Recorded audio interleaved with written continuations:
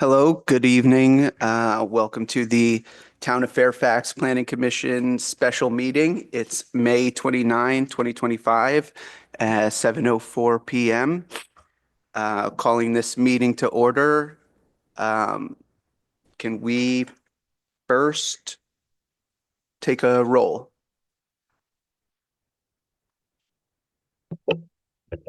Commissioner Swift, Here. Commissioner Kelly, Here. Commissioner Jansen, Yeah. Commissioner Petroni, Here. Chair Pfeffer. Here. Okay, thank you. And I'll go over the. And just a note that Bella and Newton are absent. Thank you. Just get that in. So I'll go over the meeting protocol. This meeting is being held in person at the Fairfax Women's Club, 46 Park Road. It's also being held virtually on Zoom, and it will be broadcast on channels 27 and 99 and live streamed at the town's website.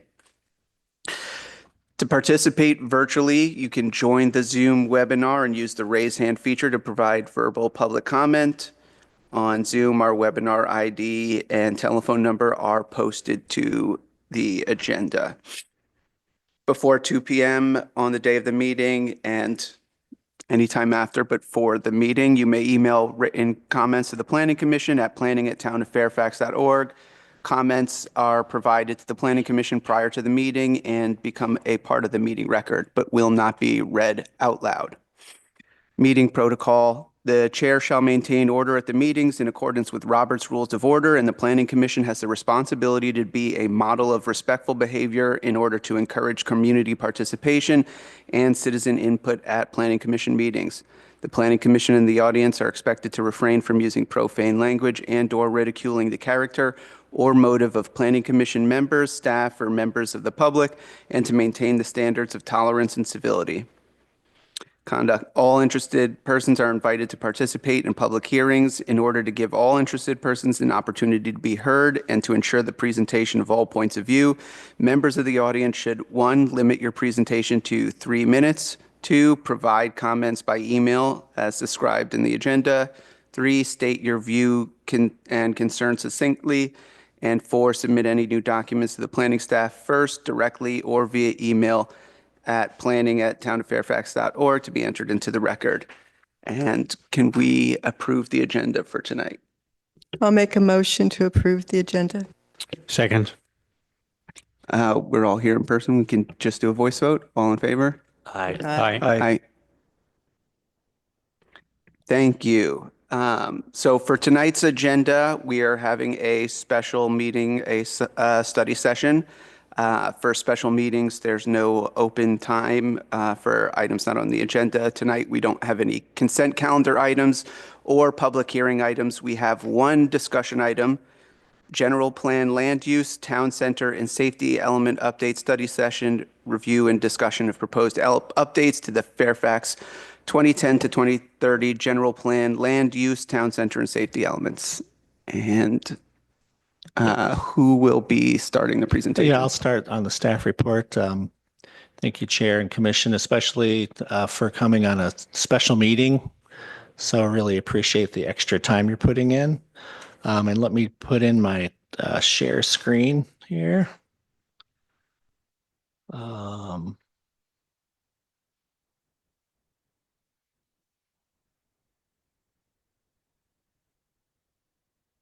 Go to the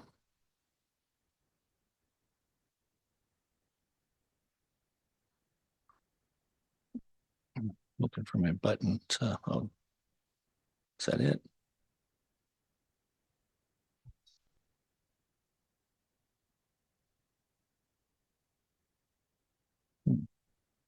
It's strange. So it's let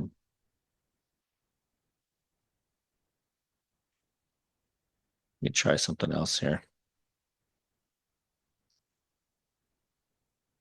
This one. Okay, I just clicked on the wrong window.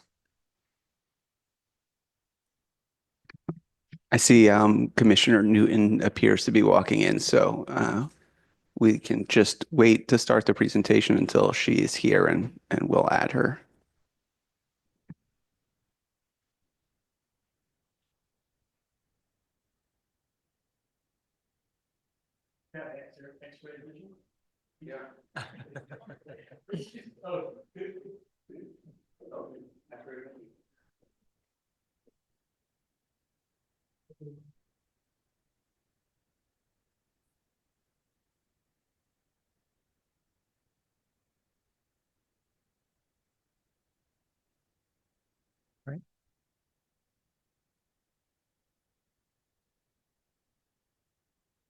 Welcome. Thank you.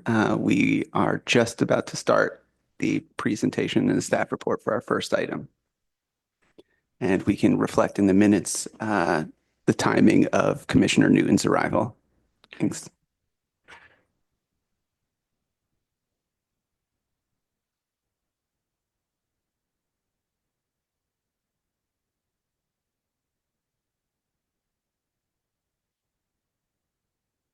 Okay, so the purpose of tonight's item is to provide an overview of the updated safety, land use, and town center elements of the 2010 to 2030 general plan.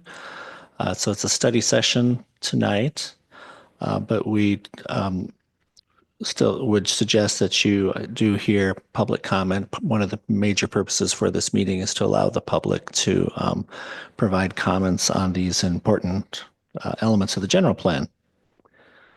A little bit of background, the last comprehensive update to the town of Fairfax general plan was in 2012. And this is not a comprehensive update that we're proposing. We are proposing targeted updates to the land use, town center, and public safety elements triggered by the adoption of the housing element in December of 2023. There's also additional safety element updates needed to address new state laws that have been enacted since 2012.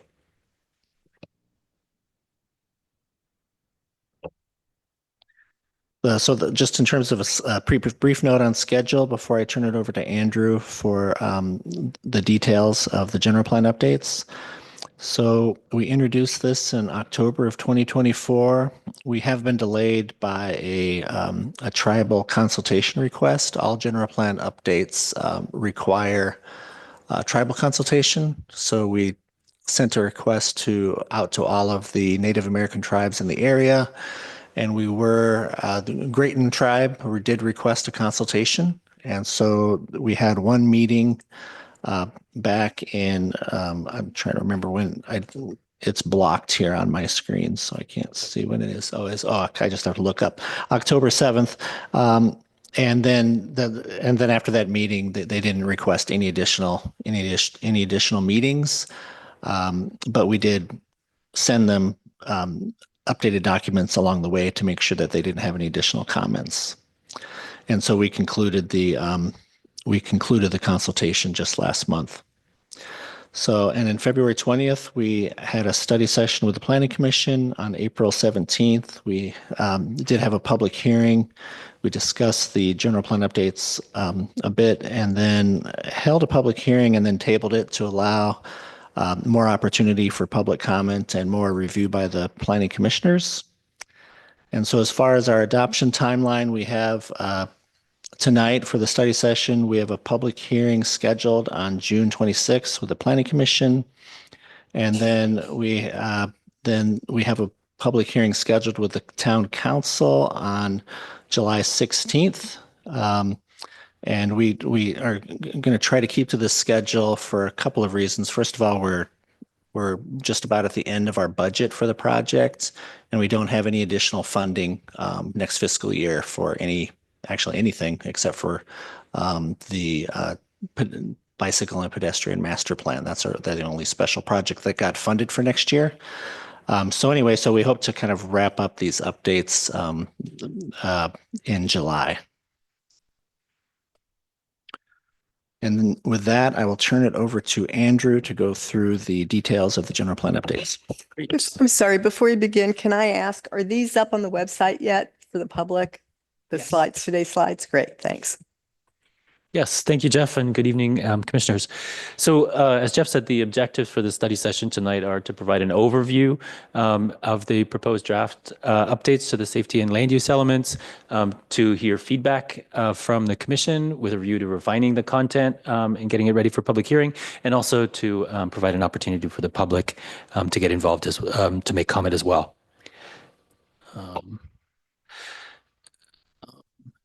Yeah, is that right? I'm going the wrong way. There we are. So let me start with a little overview of the safety element. Again, the focus here is on ensuring, now that the housing element has been updated, ensuring consistency across elements of the general plan, and updating it in response to some new laws that have been enacted since the general plan was last updated. The 2012 element is organized around 4 key goals that are laid out here: minimizing risks to geological hazards, flooding hazards, fire hazards, and promoting community preparedness. The element includes maps of hazard areas in Fairfax and narratives describing local conditions. There's no policies related to police protection services, which are often found in a California safety element. And while the element acknowledges climate change, there's no policies that address it directly. So since the general plan was adopted in 2012, there's a number of new laws that have come into force at the state level with implications for the safety element. There's requirements, for example, to map and address areas of fire hazard risk. There's also a new requirement to conduct a vulnerability assessment, climate vulnerability assessment, and to incorporate policies and strategies to address identified risks. And then thirdly, there's a new requirement that safety elements complete an emergency evacuation capacity analysis that identifies residential areas that do not have 2 points of access to an emergency evacuation route. And secondly, that looks at the capacity of the roadway network, of the evacuation capacity of a roadway network under a multi-hazard scenario. Based on these requirements and best practices for safety elements prepared by CAL FIRE and other state agencies, we're recommending a series of edits to the safety element, and I'll walk you through those now. The first of them is a reorganization of the goals. So on the left of the screen, you see the goals from the 2012 safety element, and on the right is the proposed reorganization.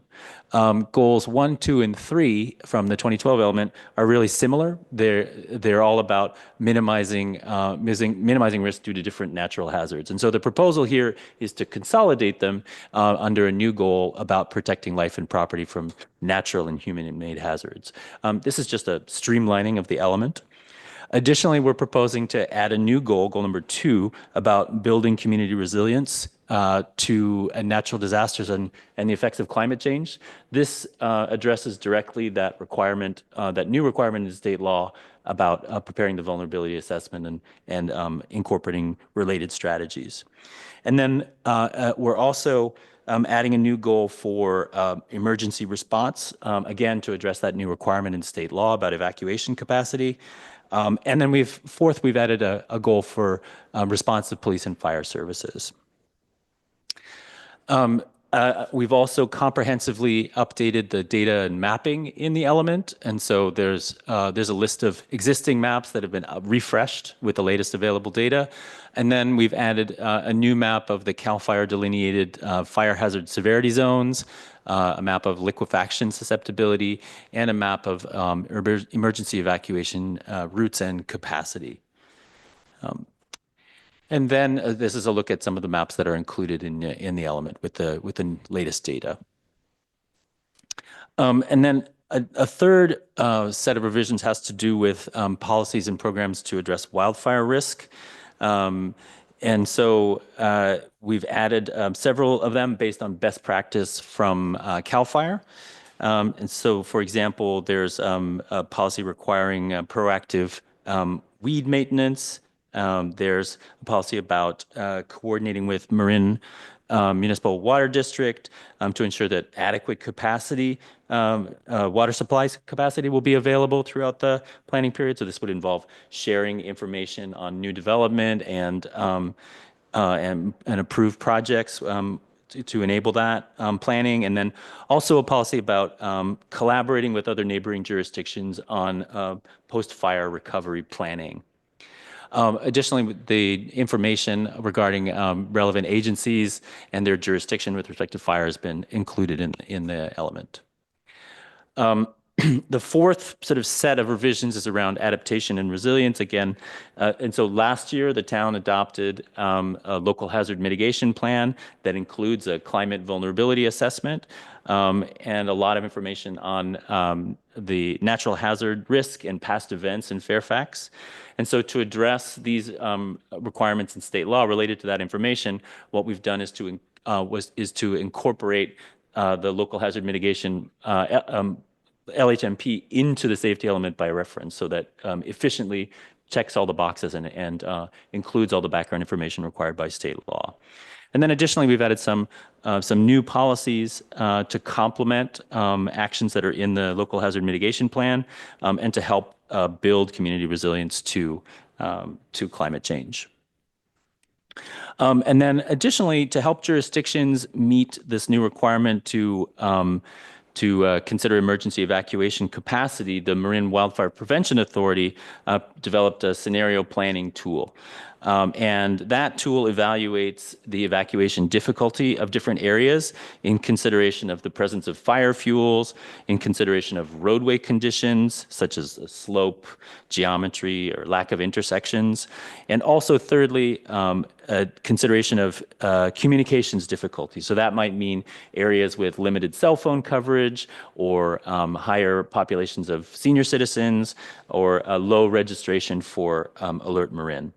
And the tool essentially helps to identify areas of a community that are more difficult to evacuate and so that policies and programs in the element can be focused to facilitate access to emergency evacuation routes and evacuation from those areas in the event of an emergency. And so this map shows the aggregate findings for Fairfax based on the analysis of that using that tool. And you can see that generally the most difficult areas are concentrated in hillier areas with winding roads. And so building on that information, we've, as I say, added a new goal 3. And we've housed a suite of policies and programs to address identified risk under it.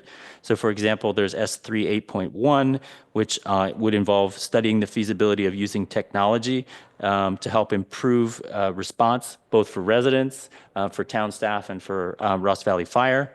S3 9.1 is about actively promoting and conducting public outreach to increase registrations with Alert Marin, particularly in areas with of greatest evacuation difficulty.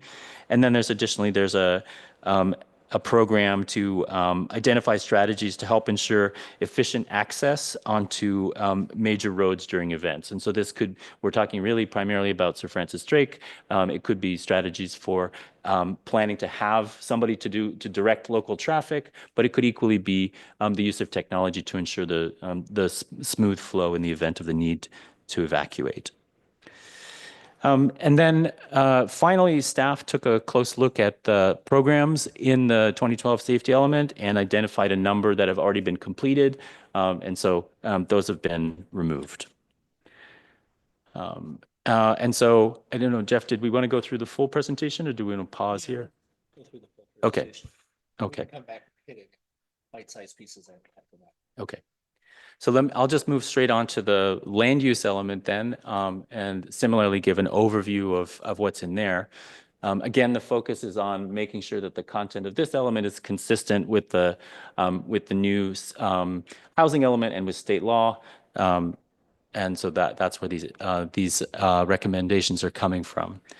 So the element includes a robust framework of policies. It's organized around 9 goals, really focused on the principles of transit-oriented development and traditional neighborhood design.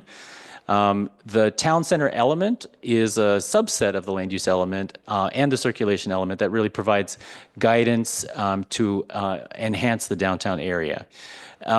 Both of these elements describe a very clear vision of Fairfax as having a village-like quality with a distinct center, neighborhoods, and then large areas of surrounding open space. There are a number of legal requirements related to the land use element. First of all, as Jeff said at the opening of the presentation, updating the housing element triggers the need to update the land use element and town center elements to make sure they're consistent, because general plan law requires that all elements of the general plan be internally consistent with one another.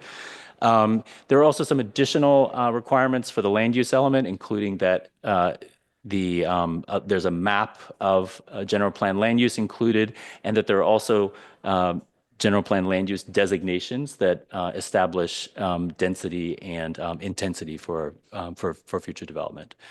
The town center is an optional element of importance to the community, so there's no specific legal requirements around that one. Jeff, do you want to explain a little background? Oh yeah, this was new information to me. In 2017, a resolution was adopted by the town council related to the town center plan. And so I just wanted to bring this to the attention of the planning commission. The resolution says that the town, at the time, the town would not be exploring or considering the closure of Bolinas Road, and that's significant for the town center elements because it still says that in the town center element. So we would be revising that just to be consistent with this resolution. And also at that time, they did not want to continue development of the town center plan. Now, because there's a town center element, which is in the general plan, but then there's also this town center plan that kind of lives outside. So they're related. So anyway, but we believe that with making the town center element a subsection of the land use element, we will be able to kind of resolve this kind of conflict we have with this particular 2017 resolution that was adopted by the town council. So anyway, that was it. And then just quickly to finish up with the recommendations for the land use and town center elements. So one thing, is that right? Is there one slide before that? I think maybe. How do you get back up? Oh, here we are. Okay, that's fine. Yeah, so the 2012 element uses various terms without defining them clearly. It uses Fairfax planning area, urban service boundaries, sphere of influence, and it also discusses annexation, but it doesn't talk about the role of LAFCO, the local formation commission, in annexations.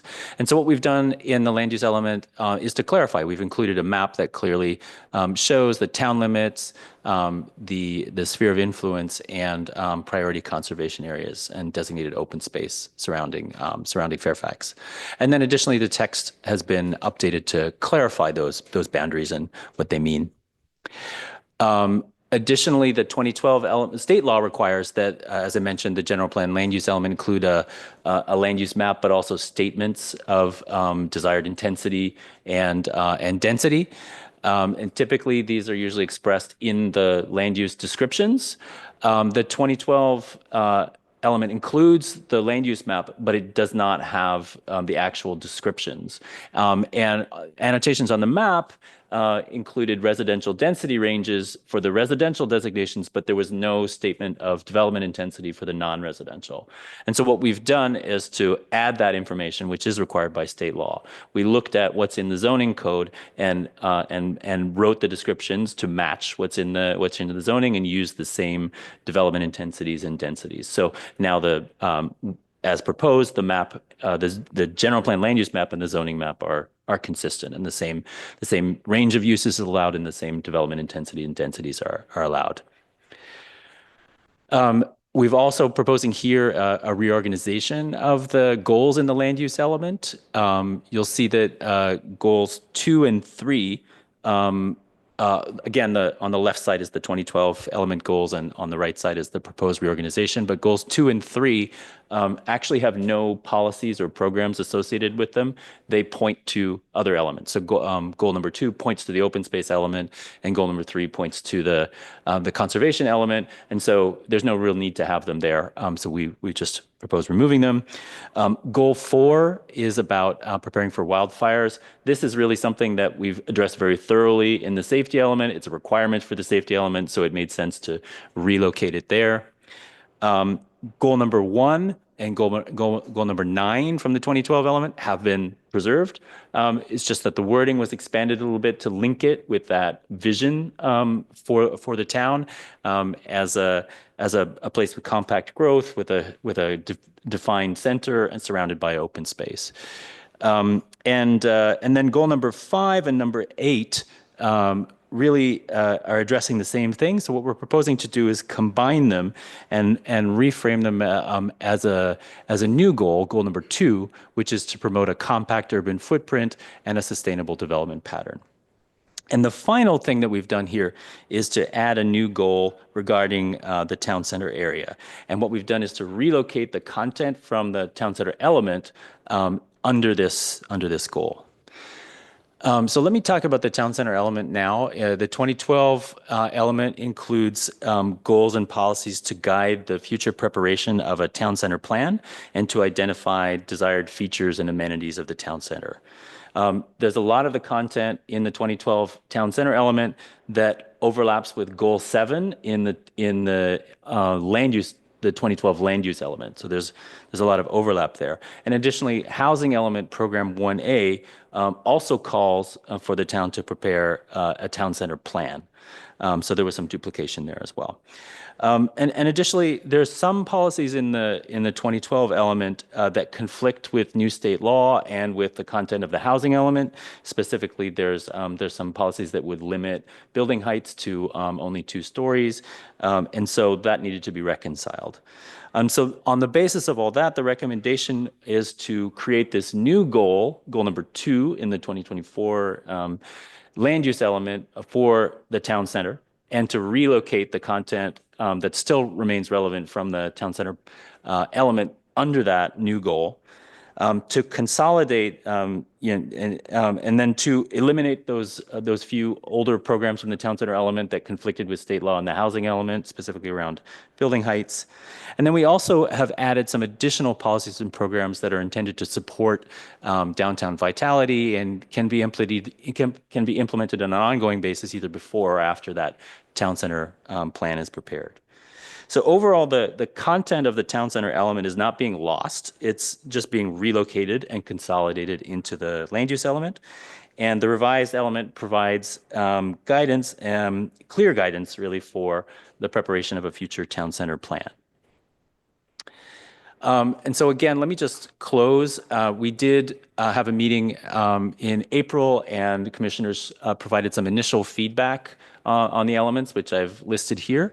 I think this can be a starting point for the discussion tonight. We can invite you to build on that, but I've tried to capture what we heard last time. So there was a request that this program 3.3.1 be clarified to make it clear that it applies not only to those SB 99 roads, those areas of the town that only have one access point, that the funding should be thought for retrofits on all roads, including those that don't have 2 points of ingress egress to an emergency route.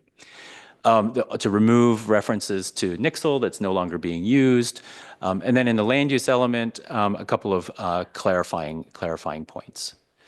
So that, I think, can maybe be our starting point, but we'd certainly like to hear from the commissioners if you have any additional comments or questions or thoughts on content that should be added or modified for the hearings.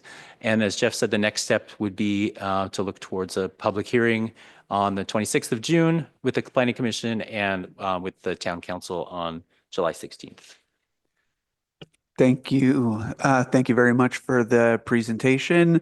And yes, I think we will come to the commission first for questions for Jeff or Andrew before opening it for public comment and then a little further discussion. Can I ask the chair how since we've got three different elements here, how we could best approach those as far as comments from the public on each one versus, just public comments in mass on all three, or taking them individually? I was thinking about that and I thought if somebody's here only for the third item, maybe we can discuss our initial questions, safety, land use, and town center, have public comment on, those in turn, but then our final discussion, however folks want to go at that time. Does not look like there are so many people that'll add a tremendous amount of time, but happy if that works for you. Yeah. Okay. So just be clear. So basically there'll be kind of breakpoints for each of the elements. And so then if individuals want to talk about all three, they'd have three different opportunities to comment. Okay. Yeah. And, we're combining them here for convenience, but I think the substance is pretty distinct. Okay, so I have some questions on the safety element. A lot of my input will be comments later when we get back to that. And then I have one question on the town center. But let me go to the few that I have related to the safety element. So AB 2140 requires that the local hazard mitigation plan, so for us now, it's the annex to the countywide multi-jurisdictional local hazard mitigation plan, be easily accessible to the public viewing our safety element. Okay, so right now, I'm not sure where we have it on our website, just the annex piece, but how do we plan then, as folks look at the safety element, to address that, either attaching it as an appendix, giving a link that has to be then reviewed all the time for clarity. So that's one of the requirements to tie the two together. And both in the existing safety element and the draft, we've always addressed the connection to what before was our own local hazard mitigation plan and now is an annex to a county-wide one. Yeah, I think that the easiest thing to do would be to include a hyperlink. I think these days most people are probably going to be reading the general plan online, and so embedding a hyperlink in the PDF of the safety element that will allow people to jump to the LHMP. As you've noted, that requires being vigilant to make sure that the link doesn't get broken, but that's one thing that can be done. But I think also, as you've mentioned, having it as an appendix to the general plan would work. Or it's really a question for town staff, making sure that the LHMP is also on the same page as the general plan would be another way to do it. Okay, and there's a kind of a bigger issue about providing the community our government documents like that at the library and all that. We've kind of fallen behind on, so that's another option to have hard copies. Within the safety element, we talk about new development, but we don't define what that is. So what is new development?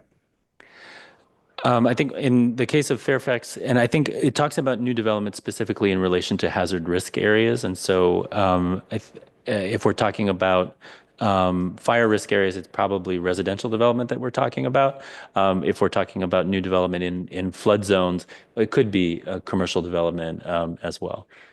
Okay, and where I was going to with that is in the existing safety element, when we talk about development, we talk about development redevelopment, or substantial improvement projects.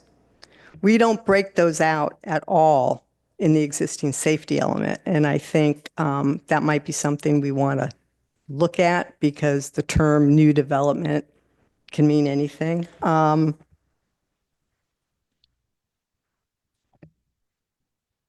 And if you can just point me to the map that shows the SB 99 requirements of at least 2 evacuation routes, because I couldn't find that by itself. Oh, okay. I think Jeff's just going to pull it up.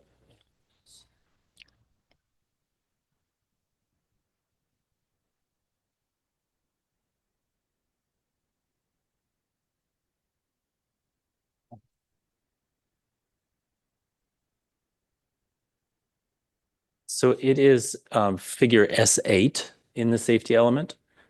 The evacuation routes are shown in purple and the evacuation constrained parcels are shown in red. And I think, do you have it there you can pull up?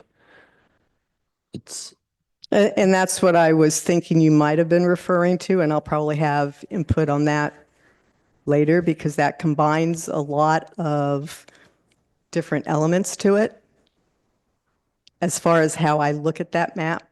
So you could have a residential area, a road that doesn't have the required SB 99 2 evacuation routes, but it doesn't have any of the other constraints on it, and it wasn't really clear on that, but I'll have comments for that later. And then my last general question, town center, there's a LU4 map, the town center area. Was that taken from any previous document? it's a map that we made, and it's based on a map that I think is included in the town center element or the land use element of the 2012 general plan. Okay, probably be good to check that because I was surprised to see the library was included in that for the map that was created. So go back and check that. Those are all my general questions for now. Do we have any other questions? Yep, on the safety element? Commissioner Jensen? Thank you. Give me 1 second. The first question is very general. I think the document the document we received for this meeting is exactly identical as the one as the prior meeting, except for the numbering of the appendixes. Is that correct? It should, we did not make any changes. What we did was to capture your comments on that punch list that I showed on the screen, but not actually to make any changes to the document. Yeah. Okay, good. Thank you. Early on in the presentation, it became clear there's no funding for 25, 26. Why is that? Or actually, the bond, would it be needed? Could you explain more? Yeah, but the budget was tight this year for the town, and so there wasn't any funding included for any long-range planning projects. So the only one that we were able to get funded was the bicycle and pedestrian master plan because we have money from TAM to fund that project. So yeah, so we're kind of puts a little pressure on us to kind of wrap up this project while we still have the money in the budget, although we're running towards the end of the Diet and Batia contract anyway. So we're kind of running out of money either way. But would there be additional funding be needed to complete it? I don't think so. No. I mean, if we're going to have, I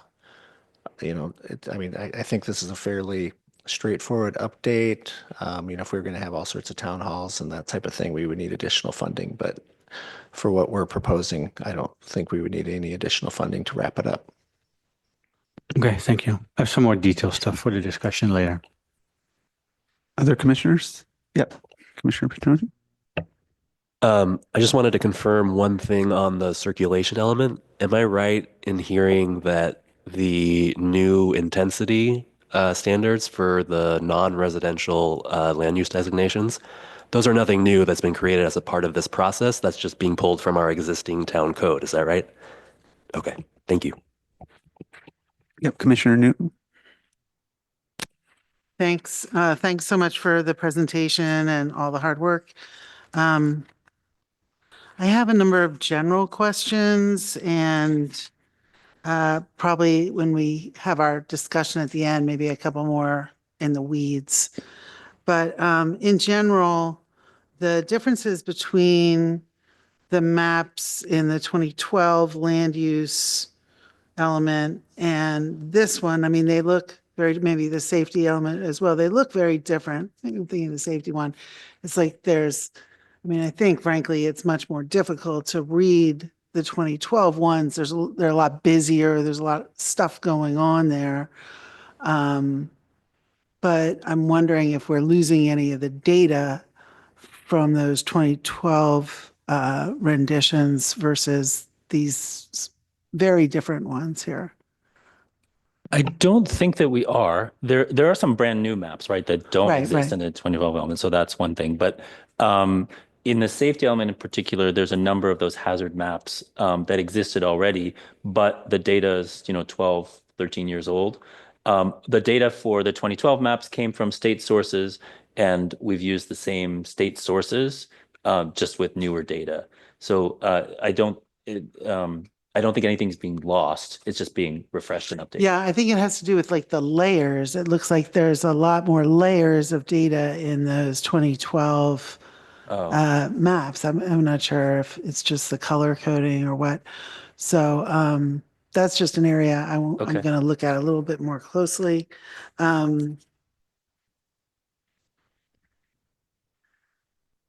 Now, we talked about the town center element being folded into the land use element. And did you say the circulation element? Was that the other one or the? No, I think the reference of the town center element itself touches on land use, but it also touches on circulation is the point. So it's not a required element. It's Right. It's an optional element of importance to the community, and so it doesn't follow the formulas in state law. It touches on what I was trying to say with that slide was that it touches on aspects of circulation and parking, and it touches on aspects of land use.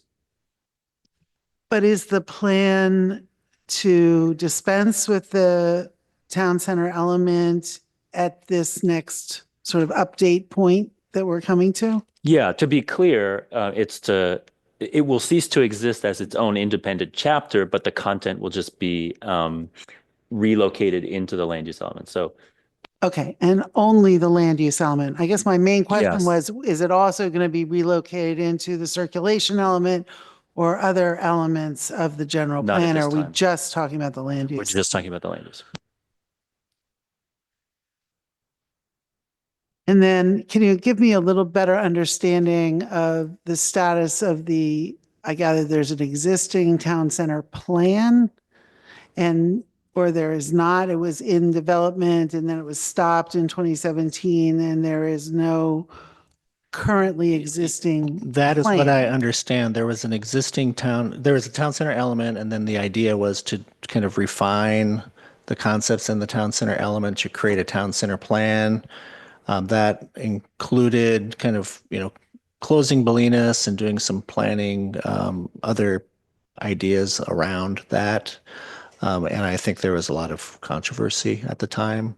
It was just described by one of the town council members as a riot, I think. And so anyway, in 2017, they came back and kind of memorialized the decision to basically those two topics, to not continue with that particular town center plan and to not close Bolinas and kind of foreclose those Okay, options. thank you. I mean, I remember it all very well. I wouldn't have called it a riot, but it was a lively public meeting in this building. Yeah, we had hired a mediator who apparently couldn't handle the mediation and left in the middle of it. And then one of our town council members took the mic and mediated and the meeting went forward. But the plan here, I gather, is to say something about the development of a town center plan, since that is a requirement, correct? It is not necessarily a requirement, but it is it's in the housing element that a town center plan will be prepared. And it's certainly the intent of the town center element that a town center plan be prepared. And so reflecting that direction from the existing general plan, we've created this new program in the land use element to prepare a town center plan that does and there's a bulleted list of things that it does that pick up on many of the policies and programs that are in the 2012 town center element. Okay, thank you. A number of the safety element programs were deleted as being either completed or I guess duplicative or no longer needed. And some of these seem to me to be ongoing things, and that seems like different in terms of a program. Is that what the distinction? Can you help me understand that a little bit? Yeah, that's a good question. I think the way I see a policy as something that the town will do on an ongoing basis. For example, as projects come forward and development applications come forward, for example, or as annually in budgeting, these are things that the town will do on an ongoing basis. Those are policies. Whereas a program is more like an action list, like a shopping list of things that you do once and cross off a list. As a general rule, that's the difference between a policy and a program. Okay, well, some of the ones that were deleted had sort of combination of the two, right? So we apparently documented all the past landslide occurrences and sent the information to Marin Maps, but is there a corresponding policy to continue to do that documentation for landslides in the future? And similarly, another one was to update and enforce the flood ordinance, and I gather the flood ordinance has been updated, but again, enforcement would be an ongoing issue. And similarly, well, this is a little bit different. There's one that says you're going to identify alternative sources of water for fire suppression purposes, like swimming pools and things like that. And that one's removed, and there's a reference instead to a different program 118, but that one does not say anything about identifying those alternative sources. So I really had a lot of alarm bells going on. Where did that one go? I can speak to that one because identifying the sources of supply for water is actually the responsibility of the water district, or the question of fire suppression is the responsibility of Ross Valley Fire. So there are a number of policies and programs in the 2012 element that sort of ascribe to the town responsibilities that are actually really the responsibility of another agency. And so we tried to reword those policies to reflect what the town can do, what the town's jurisdiction and responsibilities are. And that is something that falls to either the water district or the fire department. Okay, and yeah, I won't get into the details there. Hold on just a sec.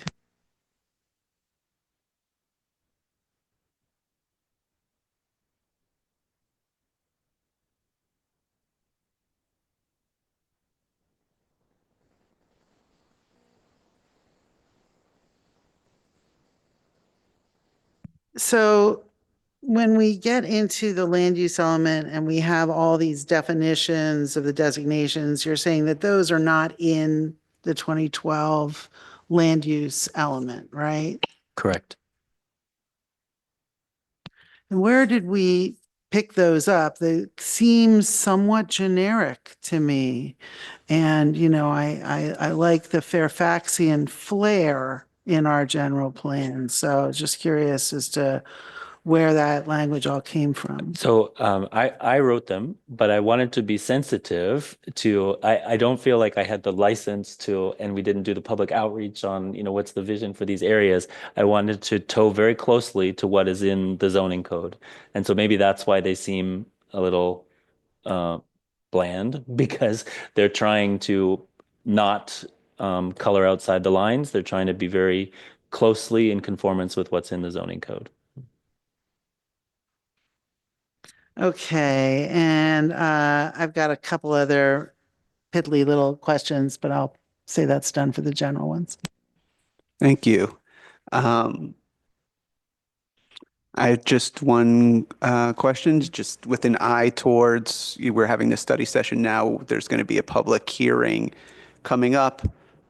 We appreciate those community members dedicated enough to show up here tonight, but if they want to share this recording with somebody else to get them to be more concerned and show up for the public hearing, can you just give a brief summary of how the changes being made in the contents of the safety element would affect somebody who is not otherwise watching recordings sort of in the daily course of their life?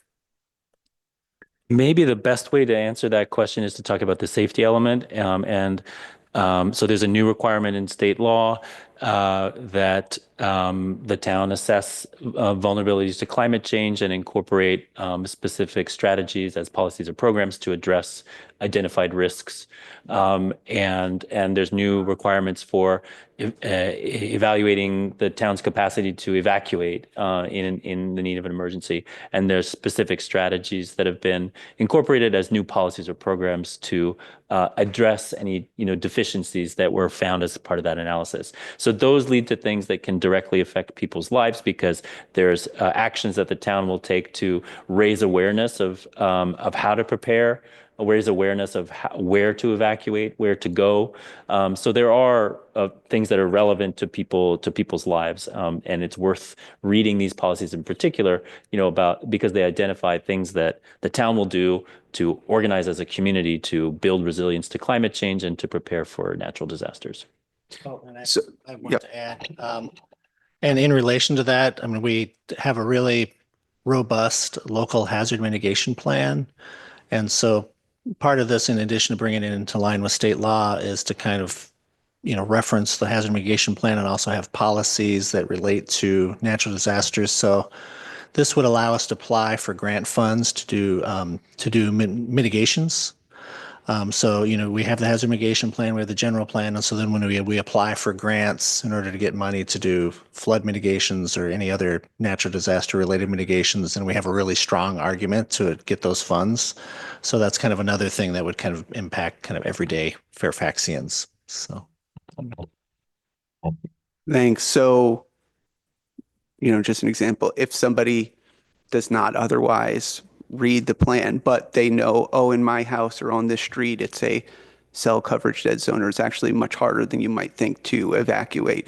If they give comment and maybe that feedback is incorporated, it could affect its inclusion in the element, which could affect the town getting grant money to mitigate some of the hazards that they're identifying. Okay, thank you. Unless anyone has any other questions up here, I think we can take public comment on the safety element. So anyone who wants to speak about the safety element, and just a reminder, we'll take public comment on the three sections individually. So next, yep. Just, want to make sure that if you have 3 minutes on the safety element and 1 minute on the land use, you can do that, but try and be judicious with the overlap. Thank you.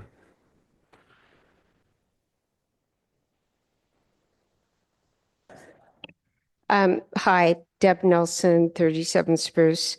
I have to admit, this is the first time I've attended one of these meetings, so thank you for sharing the information. One of the big questions I have is, you've talked about a lot of goals, but I'm wondering what the exact metrics are for these goals. So things like ensure effective emergency response, that sounds great, but how is that measured? How do we, what are the guidelines of specifics? Like we can evacuate 300 people, per 20 minutes down Sir Francis Drake.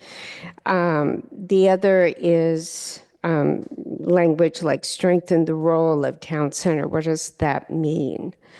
And Also, the other question I have is why police and fire needs are not specified as part of this. Is that my time? Oh, is that something that will be in a separate budget? Wait, do I have So, another Jerry, 2 minutes? Yeah, you have 2 minutes. Just to clarify, though, during the public comment session, that staff can't respond to the questions in time, but we're taking notes and we'll try and address comments we hear in our discussion afterwards. Oh, okay, great. And so- then the other thing that would be helpful for clarification is there's a lot of language about town center. I have no idea how that's exactly delineated. Does that go up to School Street Plaza? Is that to the end of Bolinas? Okay. Thank you. Thank you.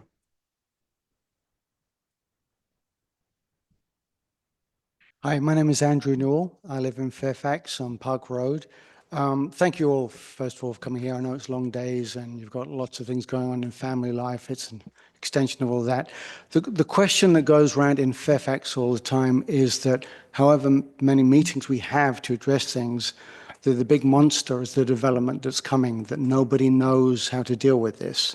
So all the addresses that we have about evacuation, about how things are going to work with the town are all about to be lost.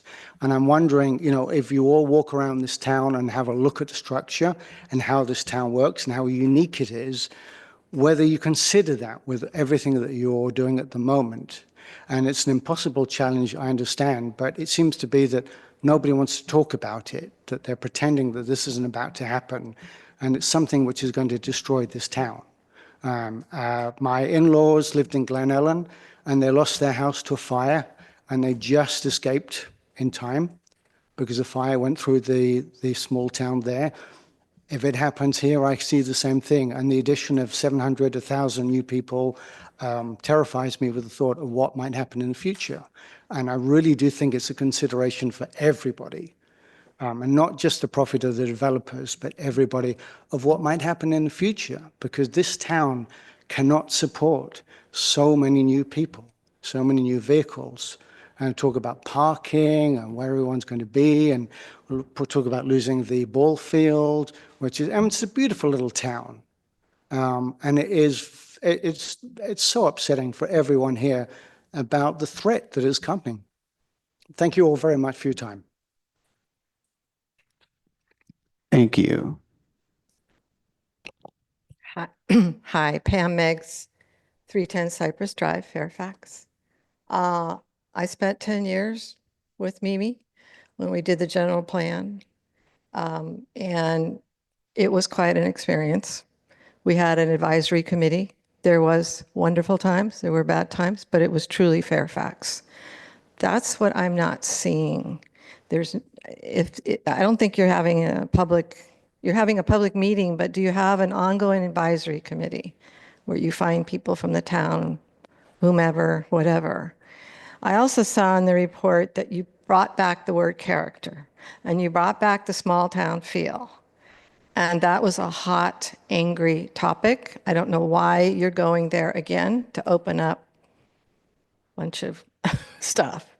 I have other things, but 2 minutes won't do it. But at last, I'll leave you with the town. I've walked the town many, many campaigns, and I always watch and see if their houses are numbered. Are they reflective? Are the streets numbered? It is so bad here. In an emergency, I can't tell you how many houses that do not have numbers, that aren't reflective, and also on the street. Thank you. Thank you. Good evening, members of the Planning Commission and staff. My name is Todd Greenberg, live downtown Fairfax. I'm very concerned about how this is being done. I'll bring up a number of observations. Safety element, 4% of the people got out when a recent evacuation drill was had for the first time in many years. That means 96% of the people perished. 4% of the people only got out to St. Rita's. None of them got out of Fairfax. There's no adequate evacuation plan.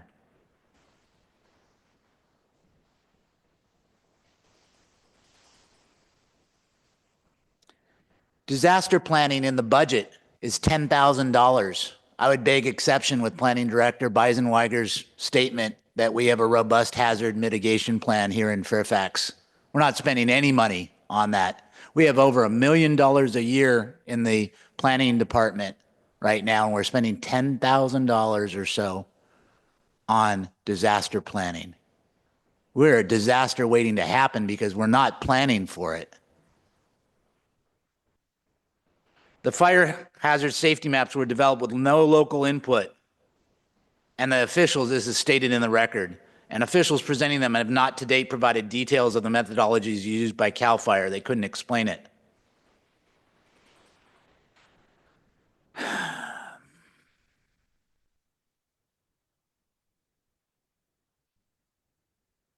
Pardon me here. I'm concerned that however, we go back to this whole controversy about a village-like quality.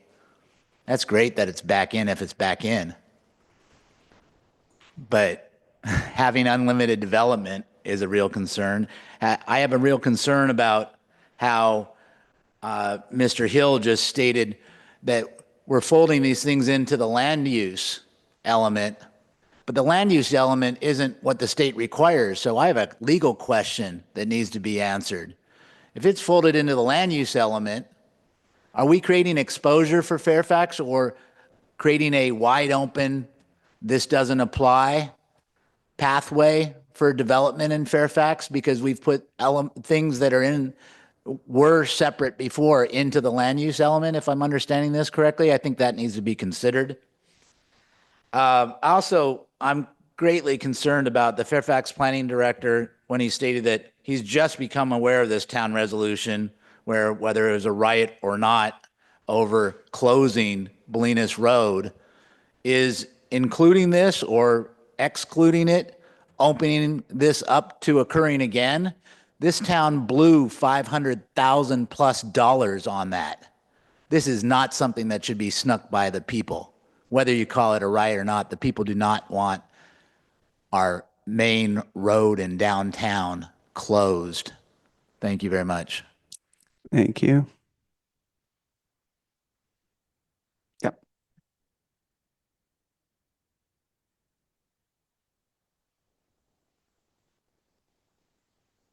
You turned it off. Sorry. Stephen Keys, Upper Cypress Drive. I've been trying to figure out what the direction of the town is going to be. And the best that I can figure out, it seems we're on the track to become much like a neighborhood in San Francisco. And that's sort of the direction that this nice little town that am attracted to is headed towards. And I don't think most people who have moved here want that, but I'm not sure there's anything we can do to stop it. I wish there were, but I don't think so. Thank you.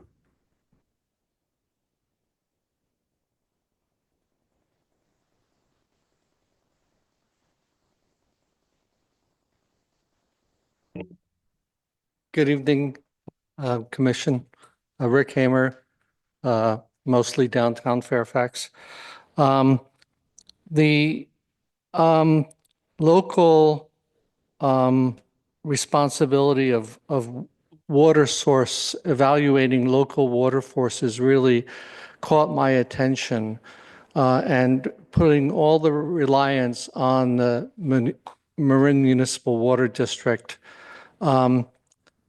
Just so you know, if you don't know this already, their solution is to raise the height of the Nicasio Dam and flood West Marin to accommodate the water needs of all the new development in Marin County.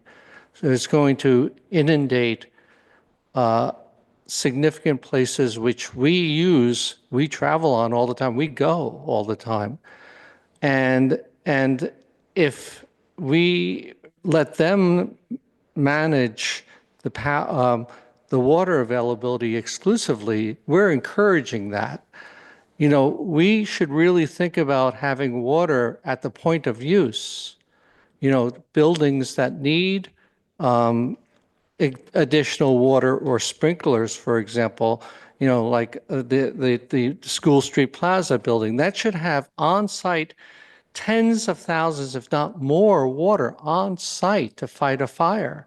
It shouldn't rely on overloaded water mains. And this is true throughout any new development. We have to start bringing water supplies, be them swimming pools, ponds, or tanks, whatever they are, closer to the point of use, because I don't think we'll be able to rely on the municipal water district for that. I'll just finish out my time here because I won't stay for the whole meeting as John Q. Public here. Andrew, you know, we've known each other when we went through with the housing element.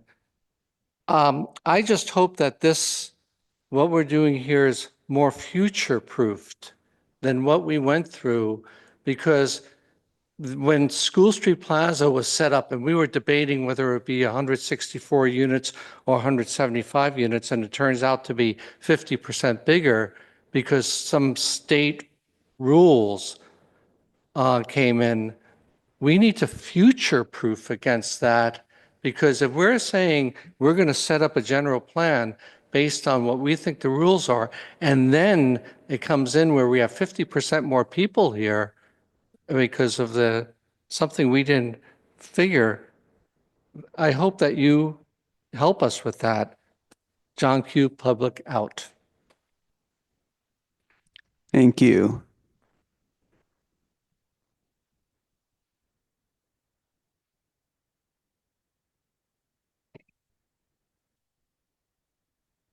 I hadn't planned on speaking, but I just want to reiterate what my predecessor here was saying, because we had a chance to talk about this. And I think what he was trying to reiterate to you was there's an issue at the School Street Plaza regarding the safety element. And when he was talking about the water resources on site, the way that I had heard it in our previous conversation was, look, Kevin, there's like 200 parking spaces in a two-story garage at this facility that the Planning Commission may not be able to, and maybe very luckily, if there is the right opportunity, have a chance to have a meeting on. A lot of the cases have these new future-proof garages where they will have electric outlets for the electric cars that are part of those housing units, 243 housing units on the property. Those electrical units are certainly or can be a fire hazard. And if there is a fire hazard, and he had talked about watching a video on the types of parking structures that have these types of fire hazards with the electrical new components within them for these electric vehicles. It's of high fire danger. It's a consideration that has not been told by this developer. It's a story that has not been told. It's an important story. It's an important story for the town because embers travel. So when we talk about the situation here in the safety element about these types of properties and considerations, we want the council, all of you members, to have a chance to vote on them. The only way that you can vote on them is if you have a chance to make sure that you put this type of thing into your agenda from the top down. And without that, you're going to be subject to the ministerial process tone from the developer that says that, well, you can't talk about it, but you get 5 meetings. Use at least one of those meetings. That's what we're asking you to do, and consider these safety element issues. Thank you. Can you just tell us your name for the record? It's Kevin Curtis, Sphere of Influence. Thank you. Can you also just hit the button? And do we have any speakers on Zoom? I have a few speakers on Zoom. First will be Deborah. Deborah, please go ahead. Hello, Deborah Benson, Cascades. I have this sort of auxiliary microphone. Can you hear me? Yeah. Yes, we Okay. can. Okay, thank you. First of all, our planning director referred to Andrew. I think that Andrew is a consultant with Diet and Basha, but I'm not really familiar with him, so it would be nice to have had an introduction as to what his input is here, and he gave a very nice presentation. Regarding the safety element, I'm on the tree committee, and I drive these little hilly roads at least once a month, looking for trees, looking for properties. We need yeah, there are places like you go up scenic, you get to Rock Ridge, you get up to these tree names, and then there's a way you can come down Tamalpais. It's all very windy, and then you end up again at the bottom of scenic. We need some sort of signage for evacuation that funnels people who are at the top of these hills into whatever choices they have to like separate them so that the entire population isn't going down. Scenic turns into one way, going up part way, so that we have an evacuation plan and we have signage. We have hopefully lighted signage because it's probably going to be in the middle of the night and it's going to be dark and smoky and people won't be able to see. But we need some sort of real evacuation routes, and we don't have them. And I think that needs to be part of this safety element. So thank you. I know there's not much of a budget. $10,000 is nothing. I think money's being spent elsewhere that should be spent here. And that's all I have to say. Thank you for hearing me. Thank you. Our next speaker will be Jane. Jane, please go ahead.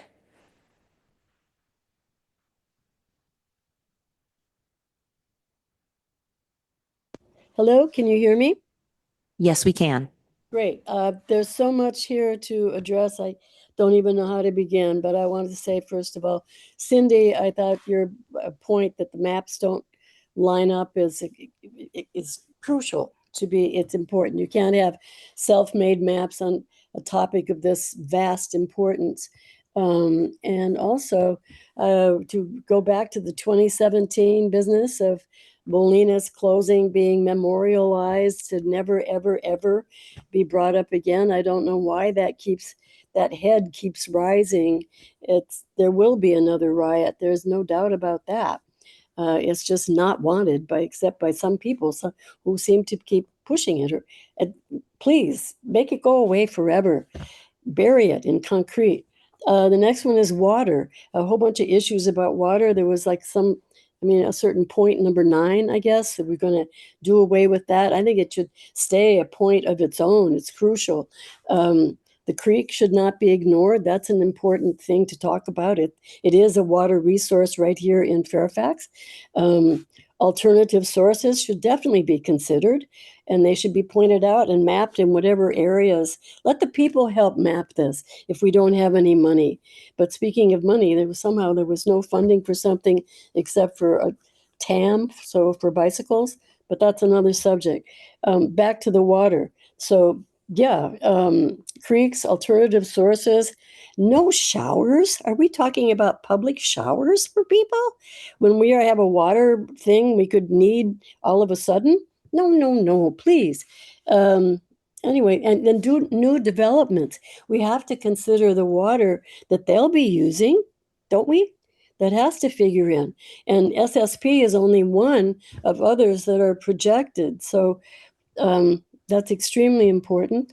And Mimi, you mentioned some wonderful things also. One of them, yes, the small town character. I think there was something TOD, traditional neighborhood design. And even I know in our old plan it said 2 stories, and we can't say that anymore. But mightn't there be some way we could include the desire to keep the feel of that, at least? Like the SSP has, it looks like the prison. I mean, there's no charm. There's no even an attempt to have any traditional design charm. And I guess I've And somehow there was something about combining 8 and 5. I don't know what they were anymore, but I made a note not to do it. So thank you for having this for the public to be able to see and weigh in. And I hope for more and that more public will. And I thank you all for being there and on top of it and helping to try to preserve our town. Thank you. Thank you. And I have one more hand. Michael? Michael, please go ahead. Yeah, thank you. Just a couple of comments on here, not one long thing. I'm Michael Sexton up in Fairfax Heights on Chester Avenue. I want to say I agree with Todd in regards about how this plan is being developed. I don't think we have a robust hazard mitigation plan, and I know that I was reading some of the documents, looking at some of the maps, but I think going in the future, it just really there needs to be some more budget associated with that, and I would request that you request from the town council some budget. But I also strongly agree with Rick in some of his key points about future-proofing the town against overdevelopment. This is one of the, obviously one of the biggest concerns that most residents have in this town. I'm very concerned with the increased population and commercialization of the town. Most residents don't want large developments and don't want to see the small town character and this small town, Fairfax, turn into another Emeryville with its gentrification, traffic, and population issues. And it's, incumbent upon the planning commission to mitigate that, or at least listen to the will of the people, and prevent this type of destruction of the town. So my real concern is in the development of these plans and who ultimately has a say in finalizing these plans. Is it just the planning commission as a whole? Is it the planning director? Where it's been explained that the state is dictating so much of the housing and development in this town. The question is, how best can the residents and the people, you on the commission, fight to keep the small town feel? Because it's really ultimately what the people want. So, who is responsible for reviewing the safety plan outside of our staff is one question. And a couple other questions: where the safety plan assesses current population distribution, where people are currently living, does it take into account any proposed housing projects like School Street School Street Plaza, and the 6 other sites that potentially have large developments on them that would increase its populations, increase traffic congestion, other safety issues, ongoing in the future, or does it just focus on currently what Fairfax has? Do you only take into account state mandates and requirements and not consider the large development projects as a negative effect of into the town? So how could the increase of the focus of the safety plan affect new proposed developments? And I hope it does. A couple other questions. Also, in the town center element, there's emphasis on keeping the character and small town charm of Fairfax. But how is this addressed in the town center plan? Like, who is crafting that particular plan, and how much of the citizen input will be available to craft that plan? And just finally, can the planning department comment on the official complaint lodged against the incomplete application for School Street Plaza, and how that project can no longer be ministerially approved because of the incomplete and the inconsistencies and inaccuracies in the initial application? I'd love some comment on that too. I know you might not be able to do it now, but that would be greatly appreciated. So thank you guys very much for all the work that you do. Thank you. I have no more new speakers online. Okay. Before we take some commission questions on land use and brief, in case anybody needs anything clarified before we move on to public comments on the land use element, just wanted to, given the last speaker, highlight that we can't get a comment from staff and can't talk specifically about any complaints or anything about the School Street Plaza. This is a special meeting. There's only one item on the agenda, and we can't discuss or have comment on anything that's not on the agenda. And just a note why you won't be hearing a response for that.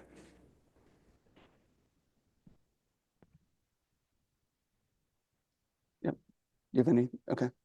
Okay. If any members of the public in the room have comments specifically on the land use element.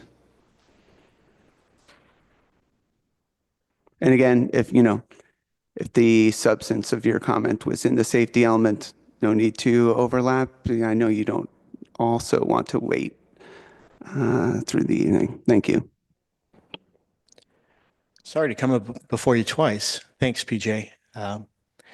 Welcome back, baby. All of you do a wonderful job. I'm really speaking right now to 5 of you because one of you hadn't been here for this process. But regarding the land use element and the way that the workforce overlay had been not approved by the Planning Commission, but still was forwarded to the town council and approved by the town council. I understand the reasons why. I understand that the time constraints were such that it had to be done within 1 year from the certification deadline for the housing element. But there were problems. There were problems with the workforce housing overlay, and that they weren't addressed. So the current problem is this, and it results right now in the present day to something that I hope that you all bring to agenda in a future meeting, which is that the density bonus, state density bonus versus local density bonus is something that should not be double dipped with the remaining housing element RENA sites of the sites list. And we've seen how it happens right now with the School Street Plaza, where 175 units that were planned have turned into 243. Now, we all understand that the town has a requirement of over 470 units across the town, but not all in one location. It's not a requirement that the town approve each of the categories for housing units, very low, low, moderate, and or above moderate, into any one location. And anytime that any one of those categories are met, you now have the ability to say no more of that category. You have the ability to be proactive. You have the ability to treat this housing element as a living document. And you have the responsibility in law as also treating it as a living document in so much as if you say, for example, you lose 10 Olima Street, you have to replenish those sites in the sites list with other areas. Now, luckily, Andrew has given you a buffer, but it is a living document is all that I'm trying to say. More importantly, regarding School Street Plaza, with the last 20 seconds, is that the density bonus is something that needs to be addressed by the council as far as the local ordinance. The density bonus should be an either or. It was something that was mentioned by Andrew in the planning commission meeting before it went to the town council meeting, where he then changed and said, well, it can be both. So we need to have a town statement and message that in general plan and land use element message that states this, that really comes down and says it's one way or the other. Are you going to have a local element, or are you going to have the state density bonus element? The state density bonus is always there. So I don't know what you can do with it, but I hope you address it. Thank you. Thank you.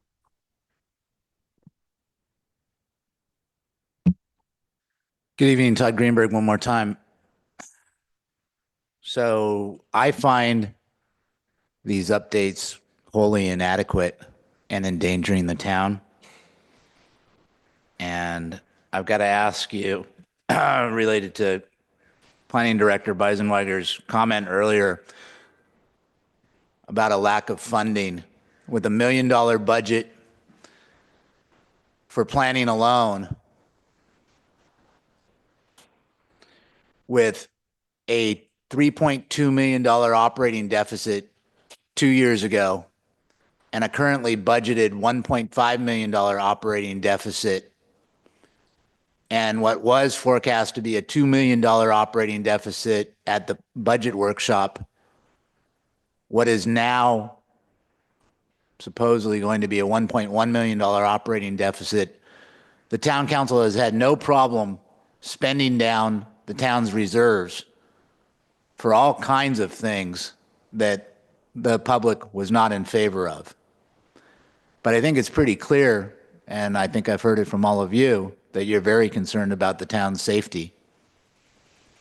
It seems to me like there's a lot of problems with this. And I would say that whether it happens here or whether it happens on the town council level, that not spending adequate money to make sure, whether it's as Rick stated, to future-proof or to provide adequate water or to provide adequate safeguards throughout this plan and the other different elements that fit here, because it's being made a plain vanilla plan that doesn't reflect Fairfax.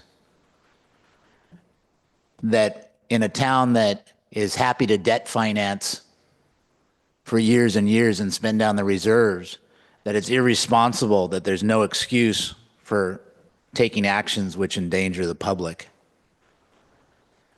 I don't think this works, and I understand this is a study session, but I don't think the product that they're producing as an outside consultant is adequate. And I think the town, if it's within the purview of the Planning Commission, should ask them to actually go back to the drawing board without further charge and do it correctly. Thank you.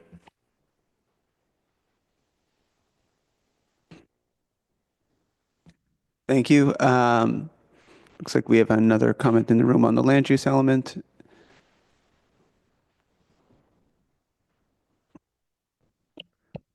Hi, Rick Hamer again. So I think that we have a very good example for what is frequently referred to as a devil's advocate in what happened on the ministerial application that we're seeing go through. If the ministerial applications are just going to say, we're going to ignore this planning or the zoning, and the objective design standards are what they do adhere to in theory, well, it sounds like we need to also, as part of this, harden our objective design standards to match what the intent of the general plan is. Otherwise, the general plan is not going to do anything because it'll just be overrode with ministerial applications. Thanks.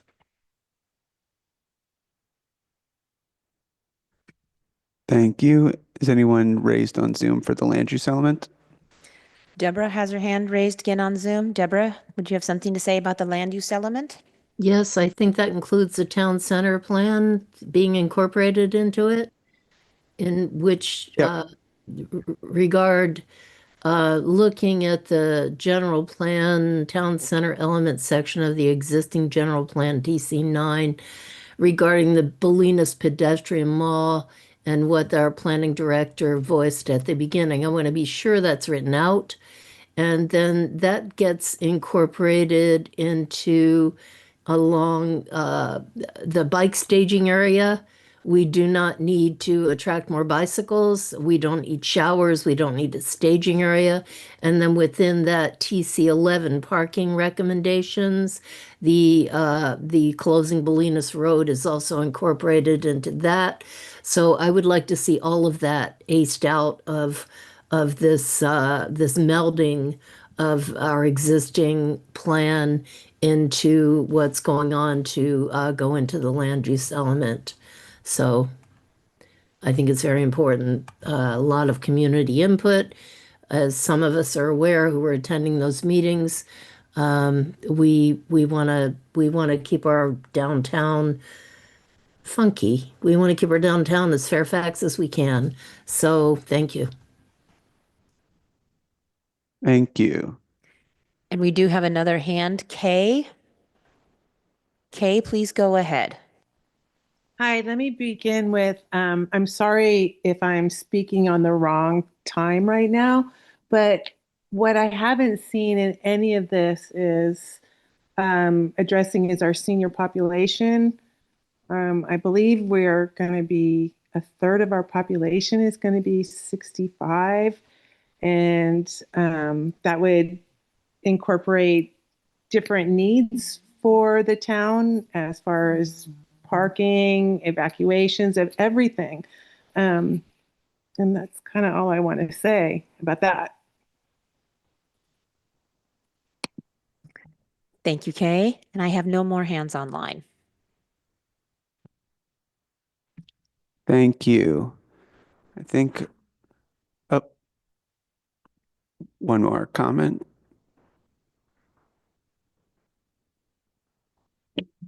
Hi, Andrew Newell again. I just wanted to ask you, hearing everyone else's opinions, just whether you have time to just walk around the town and look to see how it works presently and to consider the challenges which were ahead, not just on paper and communications with each other, but to really see how this town works and actually how stressed it is already with the amount of traffic and the amount of people that are here, as to how in future times the addition of so many people is going to work and the safety of the present population as well as the future population which is being proposed.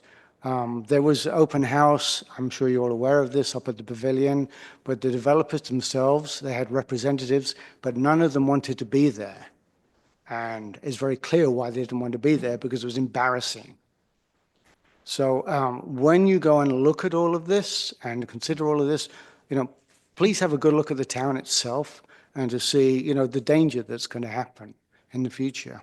Again, appreciate all your time. Thank you. Unless any objections, we're ready to move on. Commission discussion? I've got a bunch, so. Yep. Okay. So we will close public comment and bring it back to the commission for discussion. Okay, so focusing on the safety element, which I think is, of all of these, is the most important and what the community wants, public safety. I think we need to define new development in here. There's places where it talks about undergrounding utilities in new development. I think we need to break development down into its parts, whether somebody is doing a project that would normally come before the planning commission, refurbishment, that type of thing. New development is kind of meaningless when we get into the different items on here. I looked at the mapping for the fire hazard severity zones. There's two maps. There's a fire hazard severity zone map, which takes into consideration the new LRA areas in town, but there's also a wildland urban interface map, which I think at this point in time is OBE to a degree because of the LRA maps. And when I look at one street on the maps, I find like Taylor Drive, for example, on one map, it's listed as wildland urban interface, and on the other map, it is listed as non-wildland. And I think the non-wildland is something that was locally added to that map. It's not a part of the CAL FIRE map. So I think we need to address the mapping there. It would probably be better to identify the areas as unzoned LRA and remove the S6 wildland urban interface map. Let's see what else. What does OBE stand for? I thought I heard you say that the wildland urban interface is map has OBE. been overcome by the LRA maps.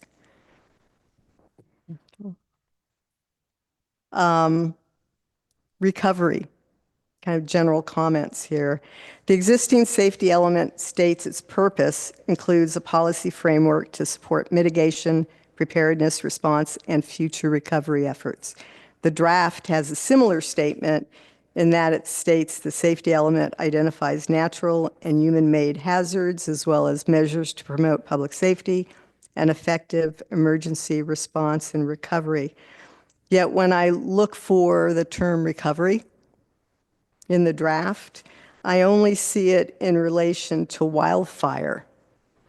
And I think what the safety element is doing is focusing on wildfires to the detriment of the other hazards that we normally face, like earthquakes, flooding. And I think we need to apply the same focus on all of those. One of the current program elements states that the town will adopt a post-earthquake repair ordinance that specifies to what code and standards repairs must be made and at what level, to what level of damage, including special provisions to preserve historic structures. That's identified to be deleted from the draft, and the comment there was because new building has to meet the California Building Code, which is true, but that item in the existing safety element did not only address state building codes, it also addressed our own local codes. So when you look at rebuilding, let's say for an earthquake or whatever, what do we then have that individual homeowner do?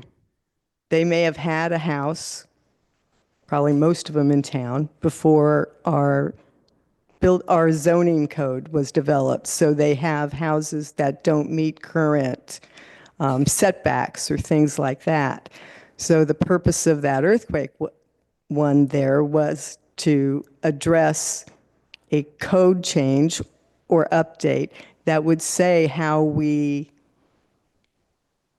address the rebuilding based on hazards. And we had talked about that in previous years and the concept, and we never moved forward with that. But I think that's what that referenced, and I think that's still a task that we need to address. So it's not only the state building codes, it was also our local zoning codes.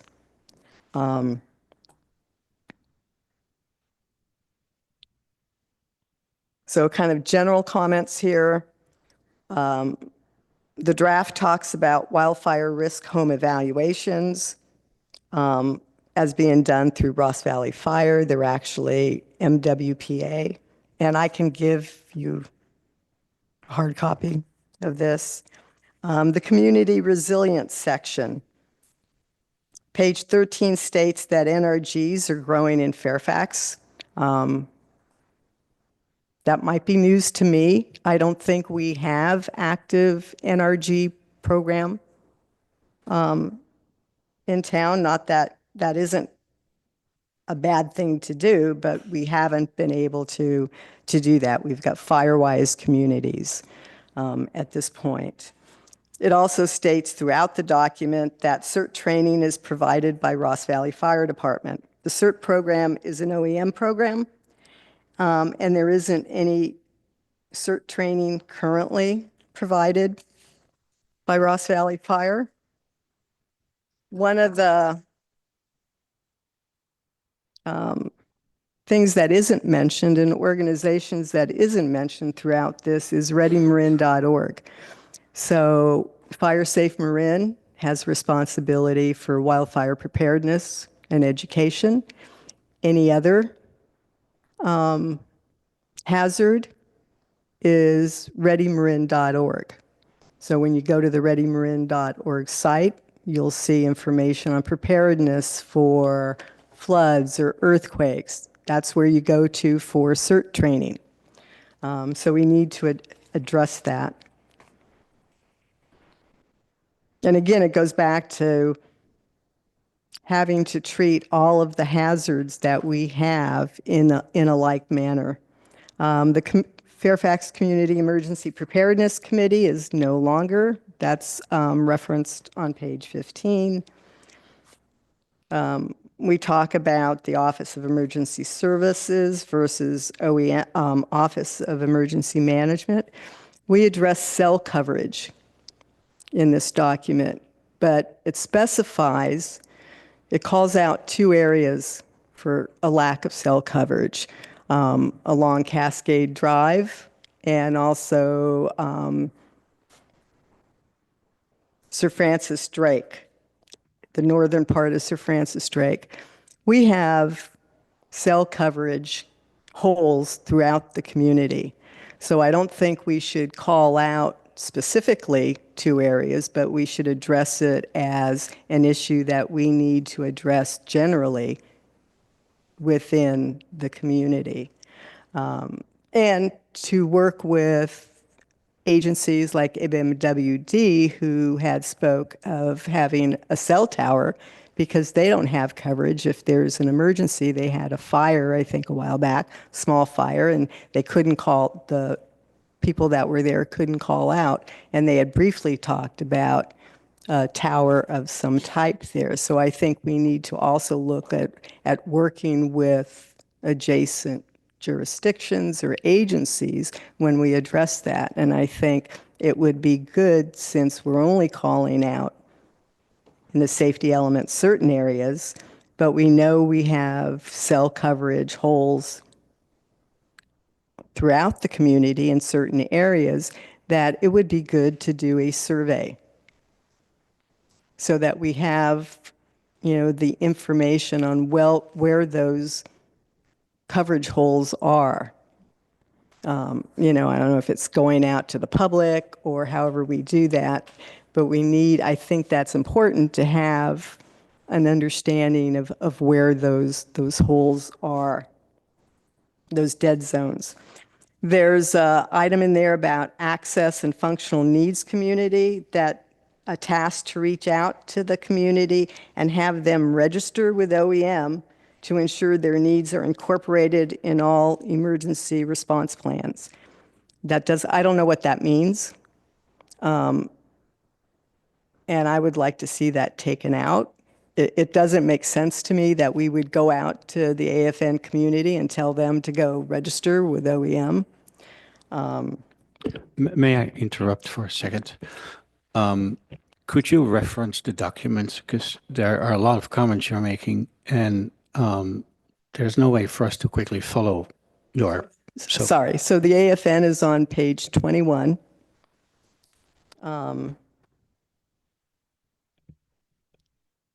Comments on Alert Marin and Nixle. So page 21. The document references county's use of Alert Marin and Nixle.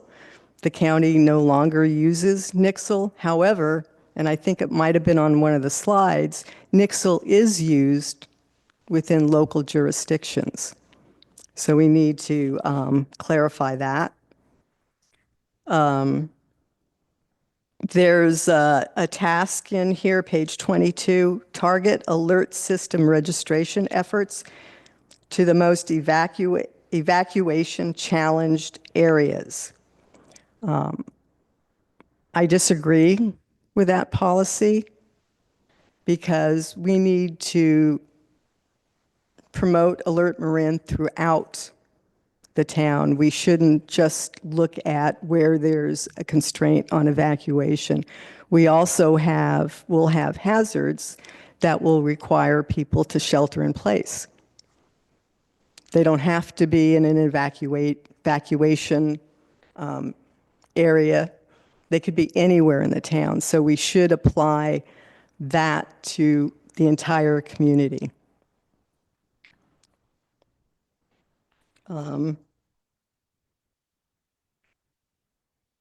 The document speaks, page 15, about coordinating with Ross Valley Fire to facilitate the creation of Firewise groups. I don't think that Ross Valley Fire is the entity to do that. It should be Fire Safe Marin. Fire Safe Marin has a Firewise liaison specifically for that purpose. And the same thing with neighborhood response groups. That, to me, would be a readymarin.org effort. Under the section, we talk about resiliency hubs. And on page 15, it talks about identifying a network of resiliency hubs such as the library, pavilion, the women's club, and other facilities through Fairfax to serve central points for gathering and accessing resources. Correct me if I'm wrong, but the pavilion isn't earthquake retrofitted, correct? Yet. Correct. Okay. Okay. So that goes back to focusing on that if we're looking at the pavilion potentially as a resiliency hub. Also, the library, we should be coordinating. The library is a county entity, and we should be coordinating what we do with the library manager and the county library system on that. And the other thing is, the document doesn't speak to all parts of our community. So we don't address the business community at all in this document. And yet their resiliency is important so that they can support the community in times of emergencies. So we need to reach out to the business community and work with them and make sure that they're resilient. We don't address that in here, and I think that's important. Then we've added the public safety services section, and I think it was mentioned that this is seen in other safety elements. So the suggestion that you put it into ours, because it had been seen in other elements. So I kind of don't understand the need for this at all.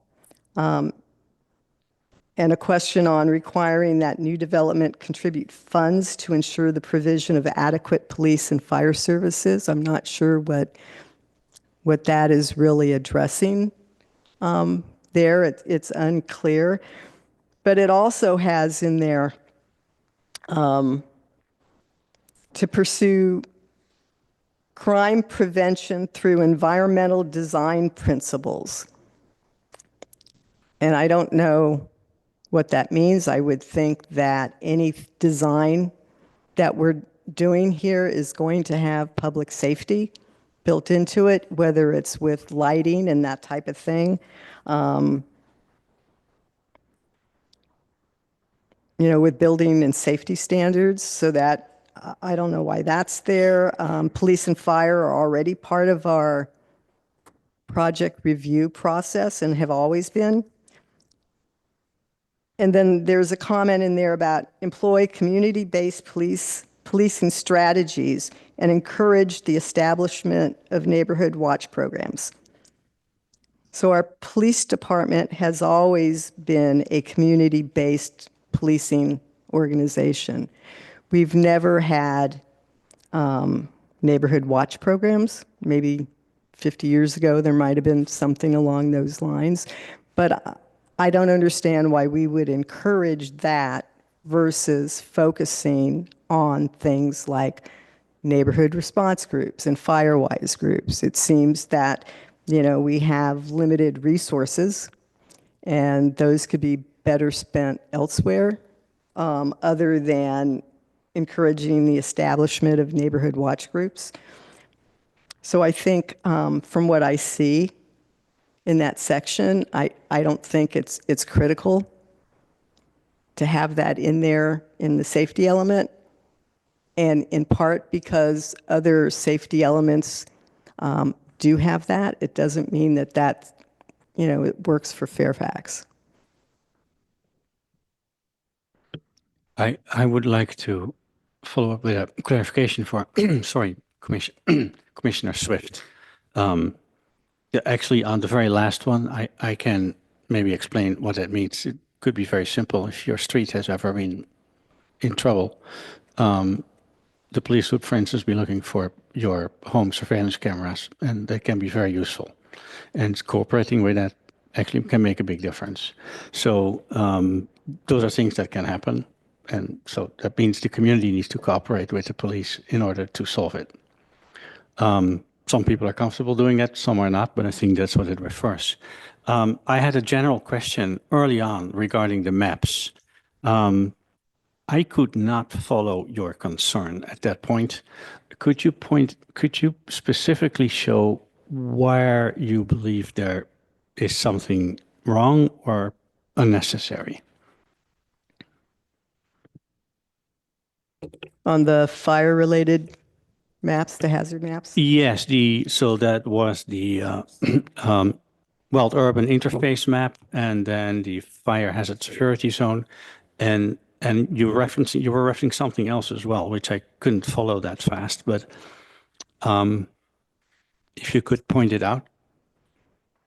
So the mapping that I was talking about is S5, fire hazard severity zones. And that's a map that is the new local responsibility area CAL FIRE maps that identified high and moderate fire hazard severity zones within Fairfax, which we had never had before. Fairfax previously was all wildland urban interface except for a strip in the middle of the town. So that shows the fire hazard severity zone map shows high, moderate, and non-wildland. And that non-wildland aspect is the blue to the right of the map. But then you follow that, and S6 is a wildland urban interface map, which is basically our old wildland urban interface maps that you would see if you went to Ross Valley Fire Department's website. But those are two different things. Those are two different things, and we don't have the mapping that is more current is the LRA map, not the wildland urban interface map, because CAL FIRE came out with a new mapping this year that then identified the fire hazard severity zones. Yes, but I think that's the part I don't understand. One is a risk map, the other is a physical observation of proximity of housing units to wildlife interface. That's not a risk, that's a physical map. So your house is in your house is in between the trees deep up the hill or not, but it doesn't mean that the risk is the same. That depends on which hillside you are and multiple other. So the first map, the fire hazard map, anyway, that was where I couldn't follow it. Is the issue because there's a non-wildland section on S5 and S6 includes that in the WUI? The word wildland. Right. Yeah. So the wildland urban interface map, that's S6 is the map that we've utilized before, and then that addresses what you do with vegetation, building, all of that. We've had projects come to us before that weren't in the wildland urban interface mapping that would be treated differently than a project that's in the wildland urban interface. So I'm looking at the map, the fire hazard severity zone map, as the more current map in how we address the hazards. Correct. That's the hazard map. The wildlife urban interface map is not a hazard map. You can be in the green and be in the lower hazard than if you were not. That depends on, those are two different things. And I see them as the LRA map is the more current mapping to use for the town. For the town to determine whether something's in the WUI? or for the town to use to determine whether you're in a high, moderate, or non-wildland zone for fire risk. If you're talking about the latter, I think that's correct. If we're trying to figure out if something's in the WUI, I don't think we're looking at the fire risk map for that question. We should be looking at the WUI map for that, right? I would disagree, but that's a question we need to take Okay. off. Yeah, we have different understanding. The second, and this, I had two comments on your two general things, or not comments, questions. You were talking about code sections. So the California building code is pretty solid and more stringent than many others. But did I understand that you would, like the town of Fairfax, make amendments, local amendments to that code? No, it's the existing safety element has an element in there to address post emergency rebuilding. So how, and this, and I quoted how it reads in the existing safety element, but that was to address how we recover in relation to our existing town code, not necessarily the state building requirements, but how we address rebuilding and our local codes. So local codes about setbacks and things like that. Do we require new building after an emergency to meet setbacks, the existing setbacks, or do we look at this for making them whole to what they were beforehand? Okay. And that was a discussion we had had several years ago about developing something to address the recovery. Okay, you rebuild what you had, even if it was in violation of current standards. Right. Okay, thank you. Yep. Commissioner Patron?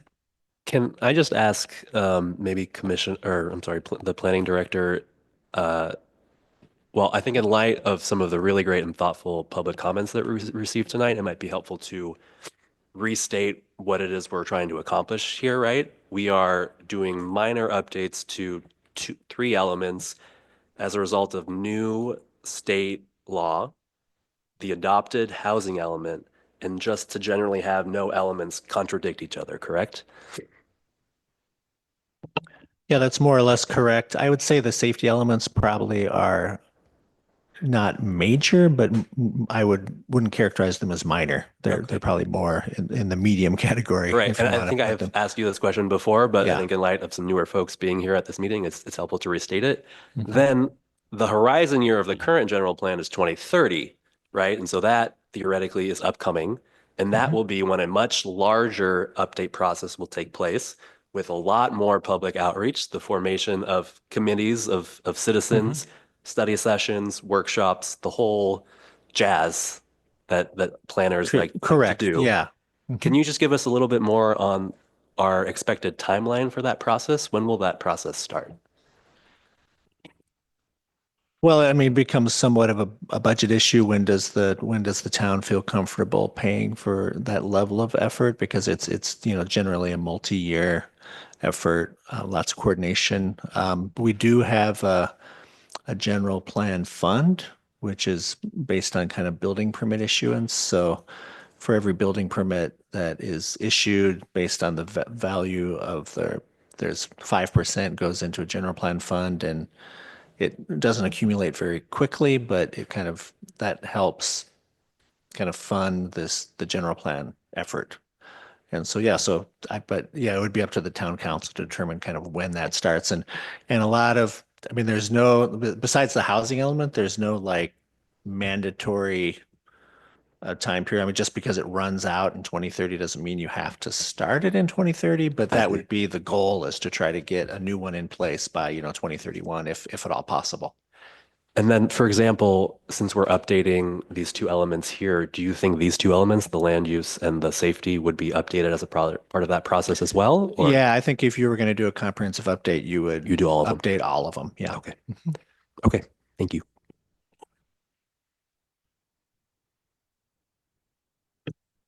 If nobody's jumping, I have one for the safety element. One thing I didn't see, and I believe might be important, and that is road width or the accessibility within roads. Apart from the surface itself and from the flammability of the things around it, there are many conditions for many different reasons why at certain points a fire truck would be unable to pass through that particular location. And I think that would be an interesting objective to add to the list, where applicable, to address that and solve it in such a fashion that they can. And it's a multifaceted thing. It's the road itself, it's how people park and many different things. Plant vegetation. Just to Commissioner- clarify that a little bit, so are you thinking of a mapping kind of exercise that we would undertake, or No, I think it would be just a goal. So once a road is being addressed for any reasons, a development, or because it has to be repaved, or because there is a reoccurring problem, then the objective should be to make the road such that a engine can pass through. And whatever may be the case that repeatedly causes the problem. And the fire department can't go drive around all the time. So well, you could, but it would be expensive. And I think they do sometimes. I've seen them do it, but it's very occasional. I think they have a good sense of where the roads are the worst for them. I'm sorry. And to that point, they also look at turnouts, and we have, so as we have development, again, that gets all of those projects go to police and fire.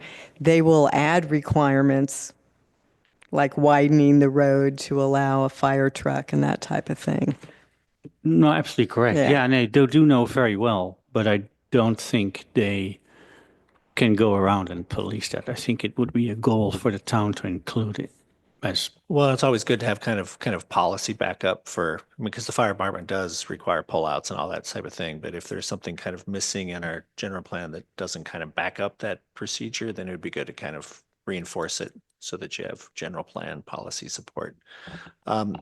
Before we get too far along, I think Andrew Woodine-Batia is chomping at the bit to respond to some of the questions.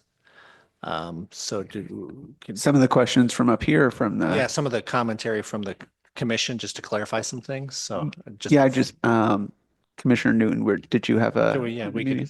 Okay. Yeah, it's a dialogue. There's just one thing that I wanted to raise, Commissioner Swift. I think there might have been a misunderstanding when I said as to why we're recommending to include a new goal around responsive police and fire. I mentioned that in passing, many communities do include this type of goal. I wasn't saying that is the reason why Fairfax should also do it. The reason why Fairfax or why any community should do it is because the town invests money in these services, and there is no place in the general plan currently that identifies the priorities for those services that would guide those investments. And so you pointed out some things that the fire department is already doing, for example, or the police department is already doing.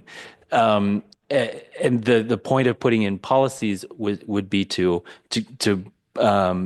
put those, to enshrine those values, those priorities for the department in the town's guiding document.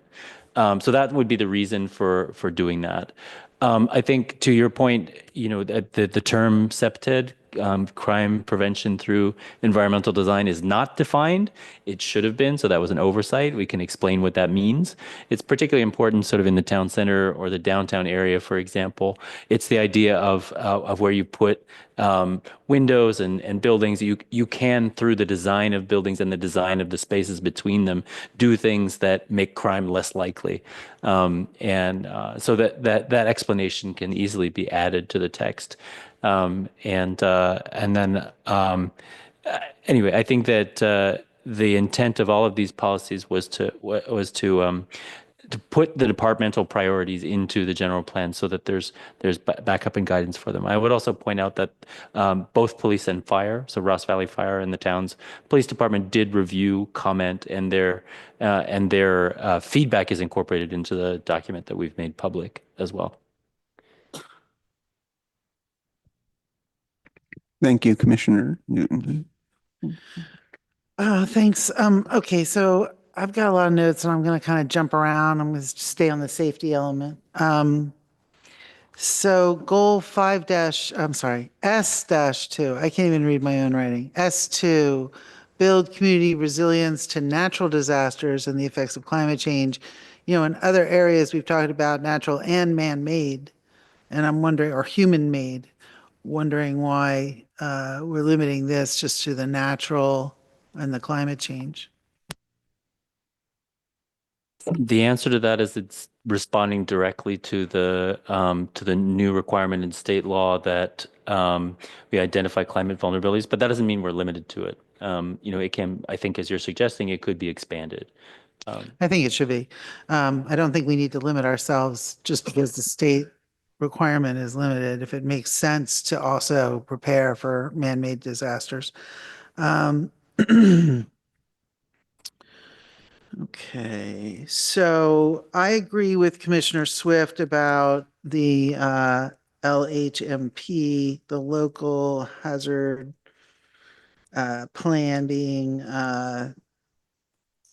available, and I feel very, very strongly that it be attached as an appendix.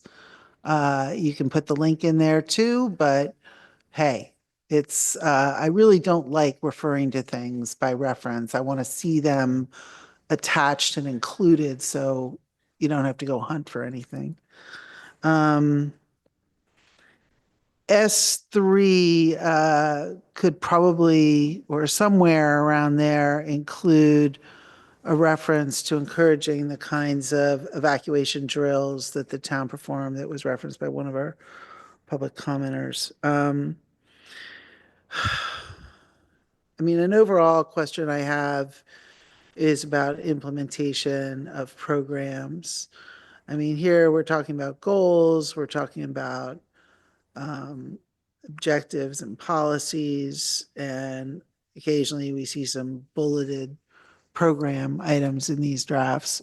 But, the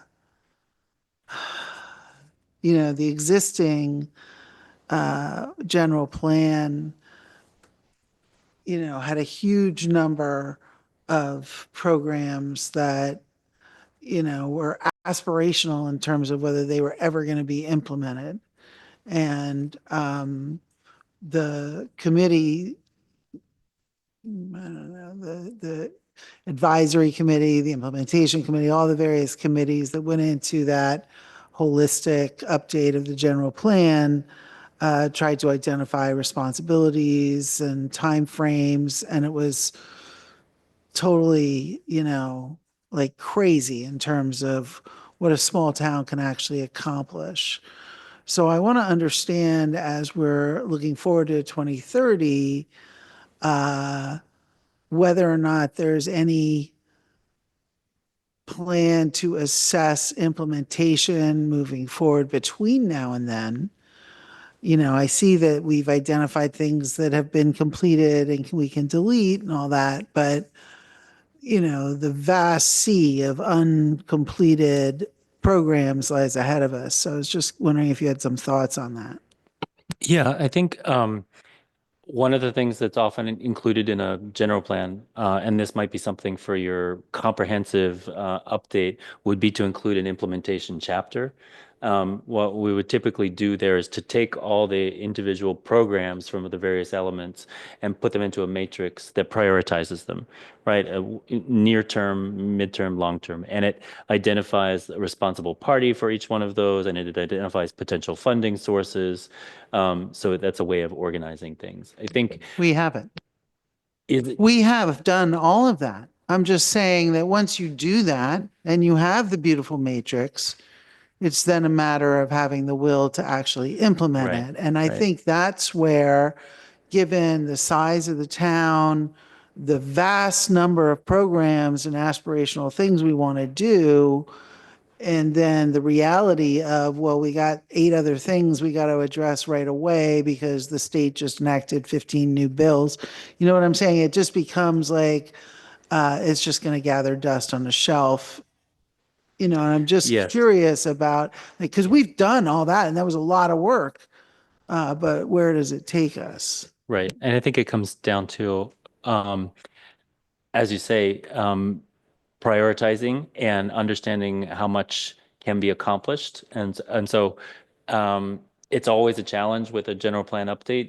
Everyone has big ideas, but distilling it down to that the most important priorities and identifying those and the time frame for implementation.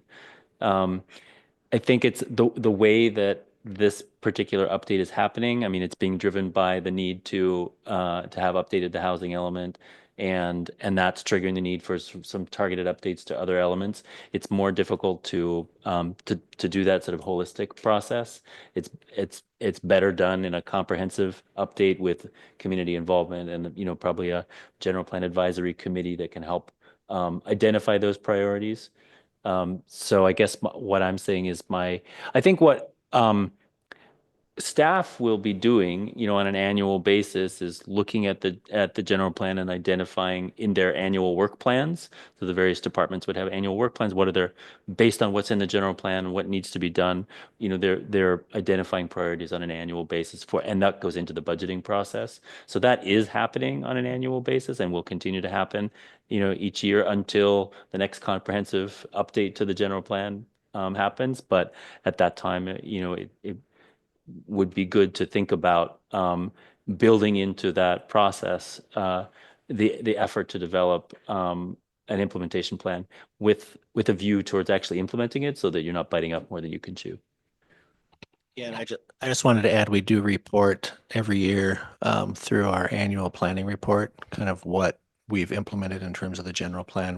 The idea, it's not just the housing element arena numbers. We actually systematically go through and report on which programs or policies that we've actually worked on that year. And we just started that recently, but it's kind of an annual thing.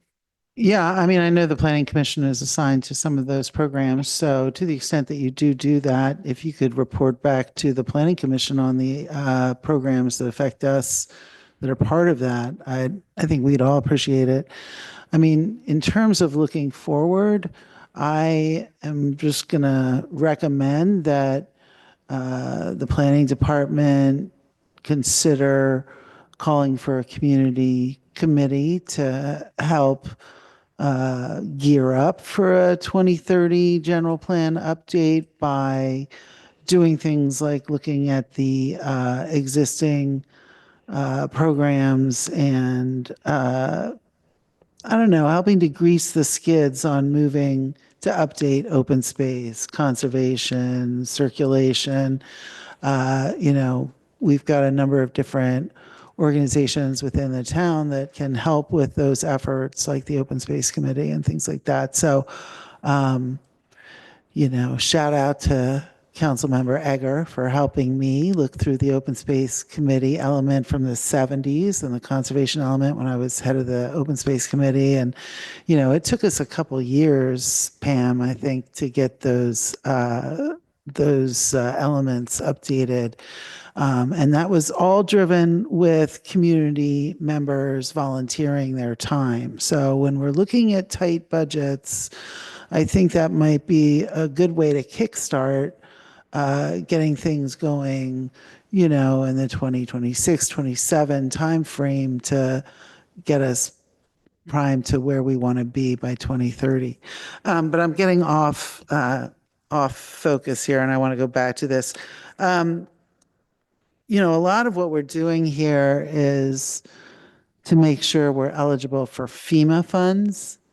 And I'm kind of curious about, you know, when FEMA funds dry up, is all this gonna, you know, can we future-proof what happens when FEMA funds are no longer available and all of this twisting ourselves into knots in order to be eligible for FEMA funds is no longer really as motivational as it might be right now? I do not have a crystal ball. Okay, I want you to think about that though, Yeah. because we are really twisting ourselves into knots for FEMA funding.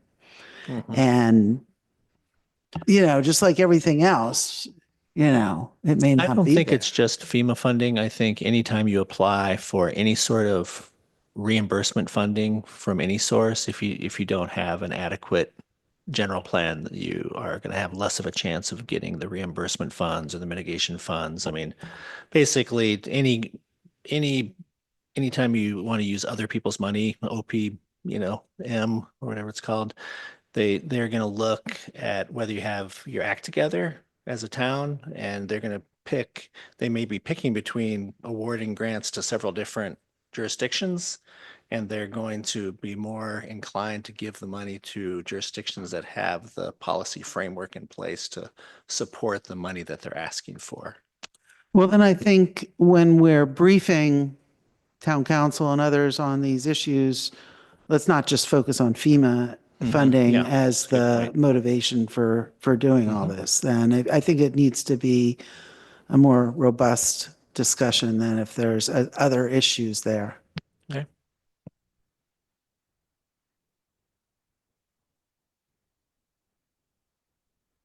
Okay, S3, I think, did I already say this? There's yeah, the evacuation drill issue.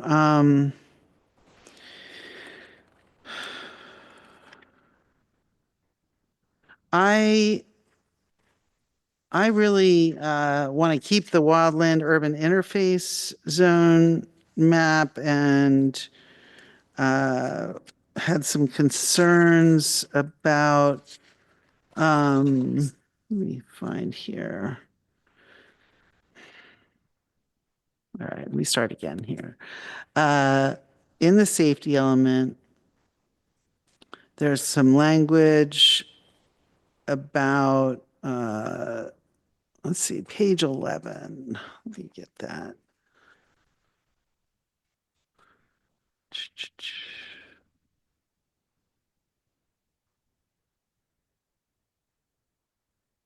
I don't know. So it's page 1193.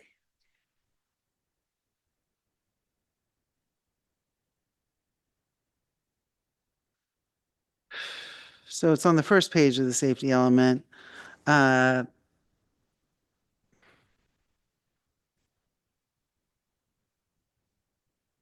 some language at the end of the first paragraph under natural and human-made hazards that says virtually the whole of the community is categorized as high fire hazard severity zone by CAL FIRE.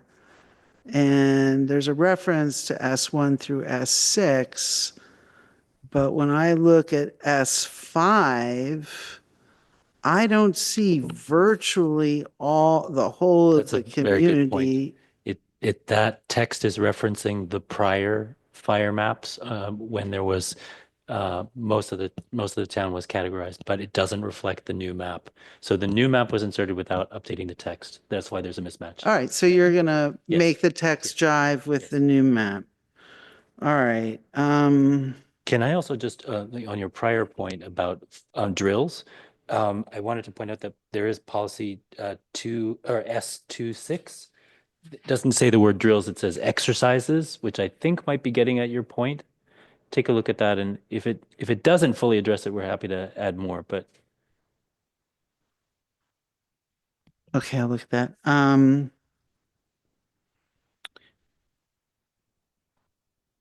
So there were some issues in the deleted safety.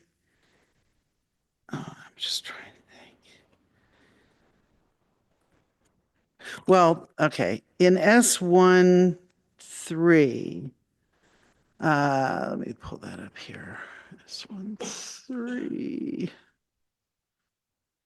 Sorry.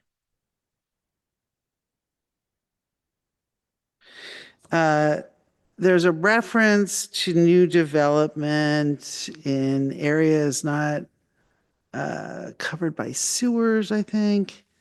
I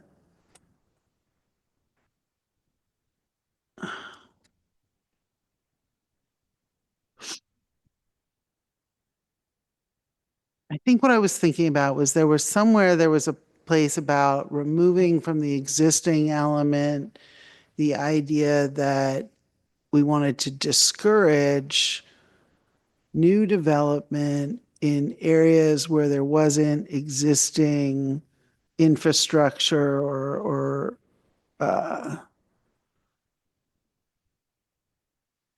and the thought was, oh, how are we going to discourage this given people's right, property rights. And here what we're talking about is requiring these geotechnical studies for new development in areas where sewers are not available to ensure that the surrounding soil can support alternative wastewater disposal systems.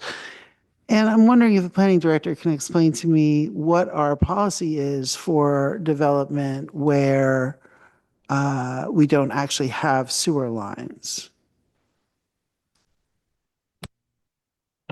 Well, I think the priority would be if there's a sewer line anywhere in the area that can be connected to, then we would require that that connection be made.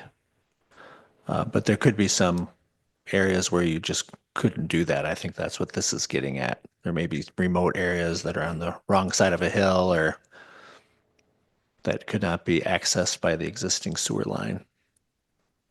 And when we're talking about alternative wastewater disposal systems, are we talking about cesspool systems, or what are we talking about? I think it's intentionally open because you could be talking about a septic system, or that'd probably be the most likely. And is that permissible in Fairfax, a septic system? I don't think it would be our first choice. So I think it would be probably not permitted if there was any way to connect to a sewer line. Right, So- but the hypothetical is if you can't connect to a sewer line, and I'm Mhm. just wondering, do we have an ordinance that prohibits a septic system from being installed or not? I don't know the answer to that question. I know some jurisdictions do. I don't know. I could get back to you on that one. Yeah, I think it's important to understand how we would prohibit or discourage or control development that's too far from the sewer line. And what kind of, we're talking about with these alternate wastewater disposal systems. Okay. Can I jump in on that one, Mimi? We've had Cascade Drive. The sewer line doesn't go all the way to the end of Cascade Drive. So we've had projects come before us.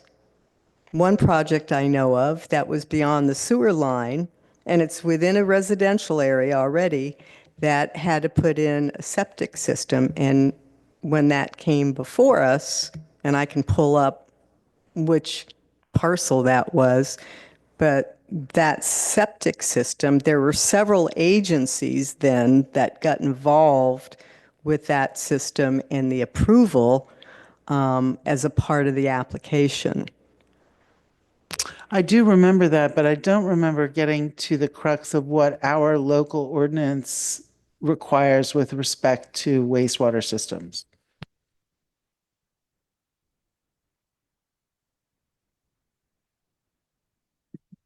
Okay, so on the map where we have evacuation routes, and I'm sorry, I got to keep going back and forth here. see which map I'm on. Is it S7? Where is it? That's 9.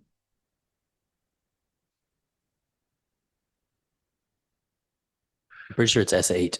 It has the purple lines, the evacuation routes. Okay, no. S8 is evacuation constrained residential parcels. S7 is emergency evacuation routes and regional wildfire mitigation projects. I dislike this map. I don't think emergency evacuation routes should be combined with anything else on a map. I don't know, are we trying to save paper by having two maps on one piece of on one page? I would really, really appreciate the emergency evacuation routes map being just that. And if you need to put regional wildfire mitigation projects somewhere else, I don't know. It just makes it too busy. And I think the evacuation routes is important enough that it deserves its own map so people can use it without having to figure out what the big blotchy green stuff is. Okay? All right. And then I just want to urge the public to look at S8 really carefully and figure out where your property is and what that means for you. Also on S8, which one? Oh no, that's the land use. Okay, wait a minute. I've gotten into my land use. Hold on.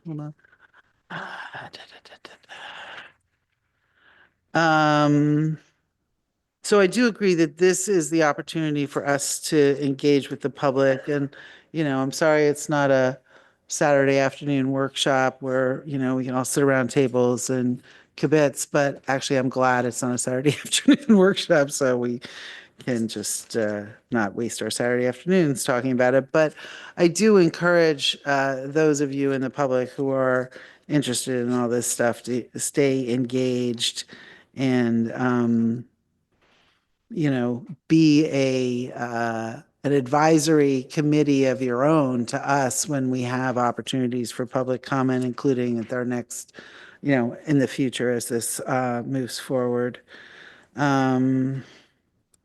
I'm very interested in some of the questions that the public raised about electric vehicle plug-in issues and the fire risks associated with those and whether or not that's worthy of looking into in the sense of addressing that in the safety element at all.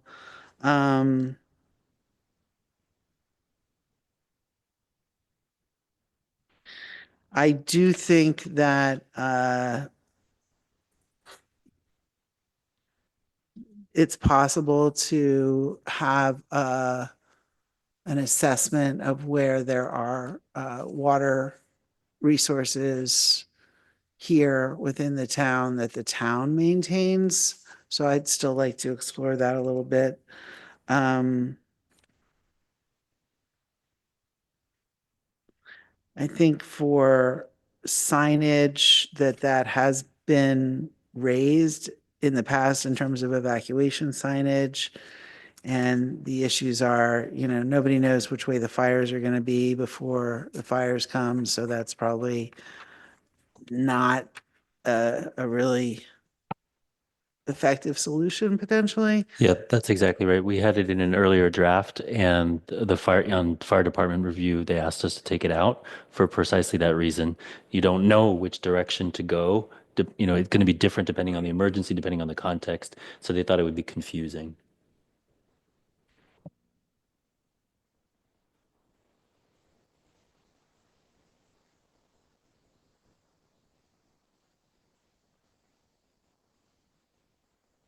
Yeah, and then again, I just emphasize I still don't quite understand the distinction between the WUI map and the fire hazard severity zone map if they are at all connected. But yeah, I like the WUI map. Okay, that's it. Yep, Commissioner Swift.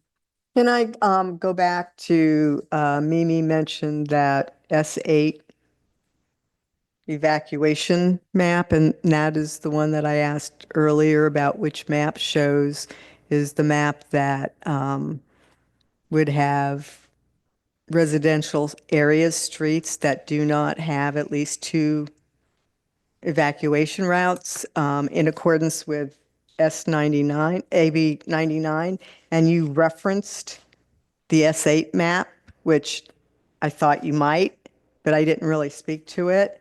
So this map is identified as residential areas that have constrained emergency access. These evacuation constrained properties are all located in at least one hazard prone area. We don't know what that, if I looked at the map for my house, I don't know what hazard prone that house is in, and may have access to only one emergency evacuation route. So from reading that, to me, there's nothing here that matches just the S99 mapping that shows here are the parcels, here are the streets that do not have 2 ways to evacuate. And I would like to see a map that is clear, that is just that meets the S99 requirements, that doesn't get into it may be in an area that has a hazard. It may only have one way in and out. I think we need to have a clear map that shows all the parcels that do not have 2 ways or more to evacuate. Just to clarify, that's precisely what this map is. Hasn't been filtered for whether it's in one or more hazard areas. That narrative is a commentary. An aside, by the way, each one of these evacuation constrained areas is also in an evacuation or is a hazard prone area, as shown on one of the previous maps, 1 to 6, but it hasn't been filtered in any way.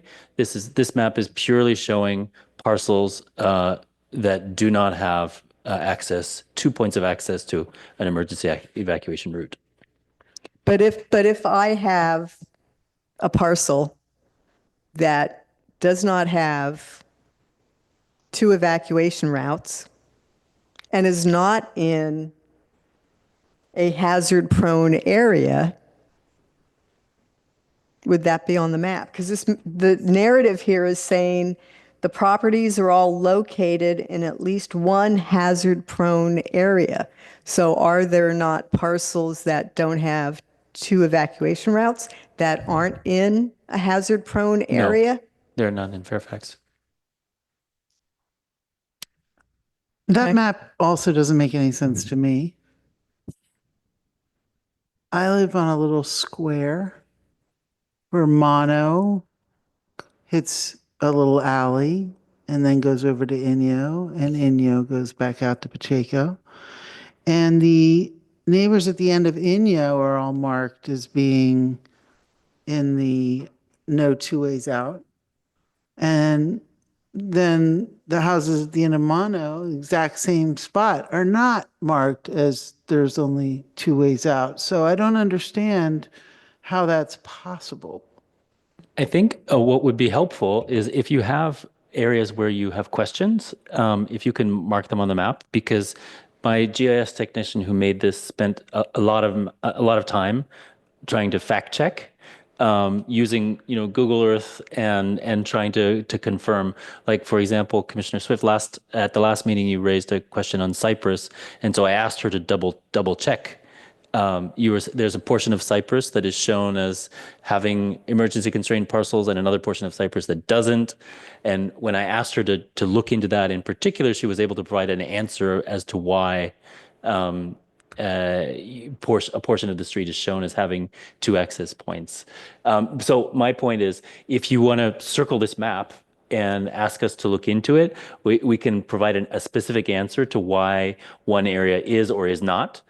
And that's not to say that, that we think this map is 100% perfect. We did our best with it, but there's probably local knowledge that could be reflected better. The other one thing that my GIS technician mentioned is, there are some roads that have gates, right? And maybe that's not being adequately considered because the software isn't recognizing that there's a locked gate there. So maybe it should be considered, and that would be sort of an aspect that could be added. But I think we've done what we can, and if you can layer on local knowledge to ask some questions and help refine that map, we're open to that.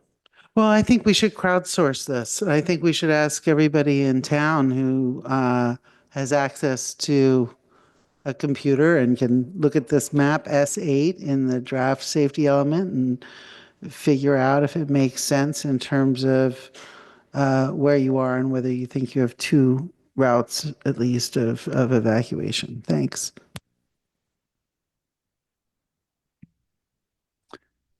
Yeah, Commissioner Jensen. Since we're on maps, I see it slightly different. I believe the maps are very well thought out.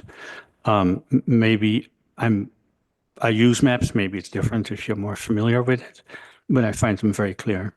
There might be minor tweaks that are missing, but I would compliment the map qualities in the report.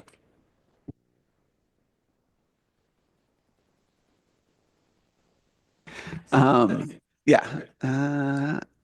Okay, I am going to follow up with a couple of questions. First, we talked a little bit about, in the overarching level, including, it came up with Commissioner Swift on the public safety generally category, and with Commissioner Newton on, is getting FEMA funds the only reason to have this, and some of these programs and policies, and my thoughts is if other jurisdictions all have some category that we don't, that seems like something we should add, even if it's not on our priority matrix list very high, just to make sure that we aren't categorically removed. Oh, everybody else said that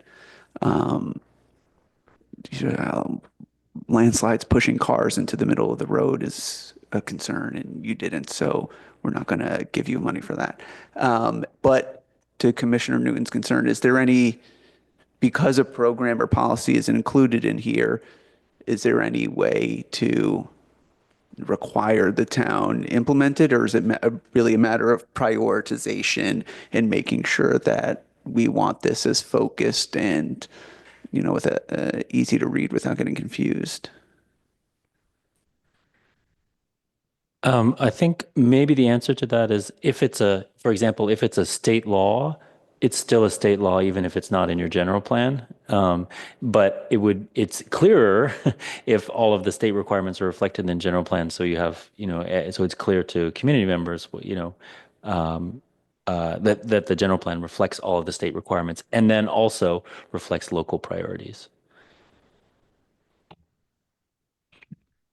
Okay. We had one question about not having a separate sort of safety category, identifying concerns with senior residents and that population including I can't off the top of my head think of something that we would want as a policy for a senior resident that wouldn't apply to everyone, and you don't know, people move, so one house can switch, but I just don't know if there's something more we could do there. Well, we do have, and it came up, I think, in commissioner comments. There is a policy or a program, I don't remember which, about reaching out to community members with access and functional needs, which would include some seniors. The intent there is to encourage them to register in advance so that the police and fire departments know where they are and can plan accordingly to help them evacuate or to take extra effort to let them know about a coming emergency. So I think that is one way where we're addressing senior needs, but there could be others. Okay. Yeah, and since you mentioned it quickly, I think I agree with Commissioner Swift's thoughts on not limiting our outreach. And I think to register people, you can have different kinds of community. If your concern is wildfire evacuation, this is what signing up for Alert Marin can have you. If you're concerned with road closures, here's an example of how Alert Marin can help you, or things like that. Power outage notification. And, I think the more, the better. Similar for me with the maps. I'm happy as long as the maps are clearly labeled and defined so people know what's in what. I prefer to have more resources to look at.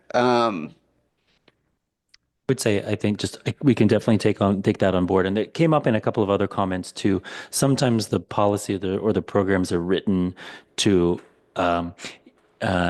Anyway, I think there's a way we can finesse the language so it's not meant to be exclusively for evacuation constrained areas, for example, or evacuation constrained routes. So we can, by adding the words in particular or especially or including, we can, I think, make it clear that it is a general good practice, but that certain areas or certain conditions or certain residents need an extra focus because of context. And I think I still disagree with that because, again, you're looking at it from just a straight evacuation emphasis, and signing up for Alert Marin is for any hazard or any need, whether it's sheltering in place for an earthquake or some kind of a gas issue that's going on. So I don't think that there should be an emphasis in here on signing up for these things, either an emphasis on where we go out and focus on getting people registered, or the community on just evacuation areas, signing up for the local Nixle, signing up for Alert Marin should apply everywhere in the town, and we shouldn't write that in as a focus in the safety element that we're focusing on certain areas. And I think that when people look at that, I think that can also say, well, I'm not concerned about evacuation, or I'm, living downtown. I don't need to sign up for these alert systems. It shouldn't be limited. It should be across the board. Yeah. Another point brought up was identifying water sources, and one of the commenters brought up something I think is a good point in terms of conflict of interest with the jurisdiction who is identifying what resources can be used. I agree generally with maintaining a local resource and a local project on water sources specifically, but also throughout the plan, we identify places where we are partnering with other municipal bodies or agencies to address some of the risks. I think it would be important, with an eye towards future proofing, to have a separate place where we maintain a list of all of the resources that the town relies on, mapping or for some specific need, that are done by an outside agency. That way, if we know, for example, if Nixle just completely disappeared, we know, oh, we can go here. What resources did we use that relied on Nixle? What resources did we use that relied on Marin Wildfire Prevention Authority, and that was replaced by something else? So we're going to have to find a new source. Having all of that information in one place, I think, would be helpful rather than program by program. And then, is this my? Yeah, for one of the safety projects, it talked about encouraging undergrounding of power lines where possible. The town had maintained, I don't know actually if it's still going on, a grant program to defray some of the costs if you were going to do sidewalk repair. And, I know this isn't necessarily new development, but houses that are building or installing solar or other batteries sometimes need an additional line put in or their resources changed. Do any jurisdictions have something like that where, because I don't think the town is, or PG&E is going to pay to underground your line when you're getting solar, but if a homeowner wants to do it and wants some of that cost defrayed, is that possible? I think it is. That could certainly be a new program to evaluate the feasibility or look at studying how that could be set up. That's something that could be done. Other jurisdictions, even here in Marin, have started undergrounding districts, right, as a funding source. Ross, for example, just last year adopted one. So that's another sort of method of funding what can be expensive. Great, thanks. And then last question. So we are concerned about adopting this too quickly and without enough input. And, I appreciate Commissioner Petroni's focus on the necessity of this project versus a future general plan update that's more comprehensive. But just to be clear, if we didn't have this and didn't have updated maps, we still have a safety element that just has outdated information. So is there any reason to think that that would be better in the absence of a change? Well, it's not just outdated information. It's actually, in many places, it doesn't comply. It doesn't have the policies around emergency evacuation. It doesn't do anything to address climate change. It doesn't meet the requirements of state law. It's not just the information is out of date. Right. So this isn't like maybe we have something good or nothing. It's we have something that needs to be fixed. And these are fixes as opposed to additions. Yes, and I would go back to state law says when you update your housing element, you must also update your safety element so that where you're planning for housing correlates with the safety related planning, and so that there's a legal requirement that the two be updated in tandem. Okay. If there's no more commissioner comments focused on the safety element, happy to move on to land use, town center, if those weren't addressed yet. Yeah. Can I just ask one more quick question? I really liked Commissioner Swift's comment about business resiliency. I think that's a really important topic. And so I was just curious if you've seen in other safety elements any kind of language that reflects that, what ideas you have on that topic. Yeah, I'd like to think about that a little bit more, do a little bit more research. Yeah, I mean, anyway, there's possibly like a fund that could be set up, like an emergency fund, Sure. right? Because you can imagine you lose your business, what are you going to do, right? So, Right. anyway, I can look into that more and come up with some ideas, but. Okay, thank you. Yeah, because I think as a town, we obviously are very, we're attached to our local businesses, right? We're very supportive of our legacy businesses. And I think incorporating some language to sort of ensure their survival, I think is really important. I think to that point, Mill Valley had an effort with their local businesses to go in and I don't want to say certify them, but go in and see what their own processes were that would make them resilient to be able to stay open to serve the community. And I think I have some points of contact there if we want to look at that. But that's what I was really looking at. And I know, for example, in past emergencies, Fairfax Lumber, they've always worked at being resilient themselves so that they could serve the community.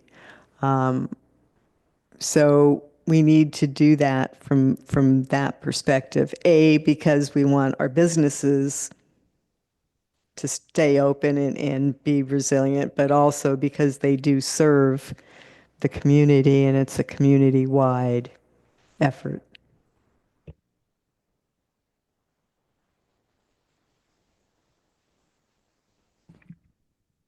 Okay, so if no commissioners had any land use, oh, okay, thank you.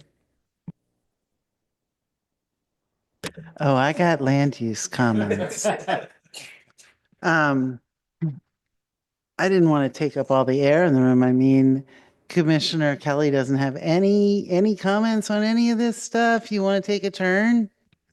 The item that I am concerned about, I don't know how to address it, frankly. So I've held off. And thanks for pointing it out. I've been a little mute.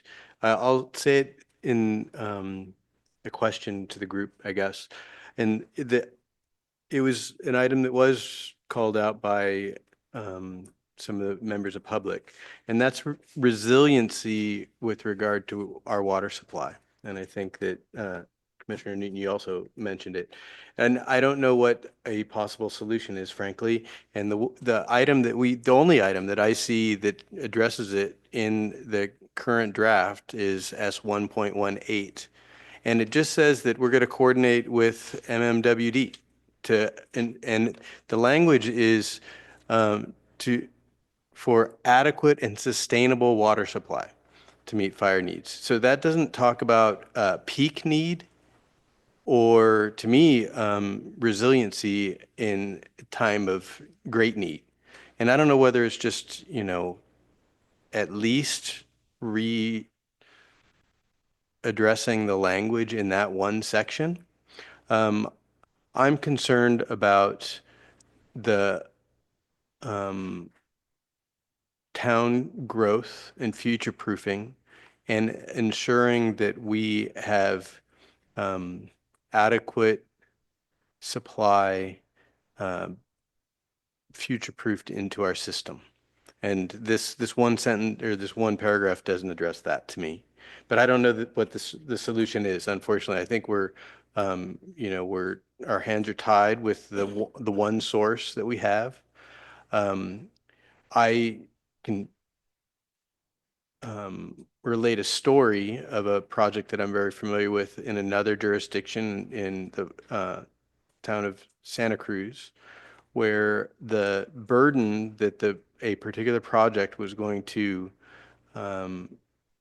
cause the town was put onto the project. The project was had to essentially fund the upgrade of an entire district water system so that they could build their project because of the burden it was going to create. And that seems appropriate, but I don't know how to initiate that with this document. I actually had a thought on that. Again, sort of like on the theme of our sidewalk program that we had in terms of encouraging more financially gray water systems with extra storage. And, if you're registered or getting town funding, then presumably the town is looking at the design of the system you have and can sort of accumulate a knowledge base on the capacity, especially, I think the town has a lot of options to help encourage at least some short-term use to mitigate peak demand in terms of the downtown business areas. You can waive permit fees for things like, and there's ways to encourage building the capacity at least incrementally if we don't have a broader fix yet. And I think that's the sort of thing that could be added as a policy, encouraging residential and business gray water capacity for storage. And we have a whole section of our town code about permits needed for digging water wells. They never come to the planning commission, but I don't know how how much of an option that realistically is for addressing at least small needs in more remote parts of the town.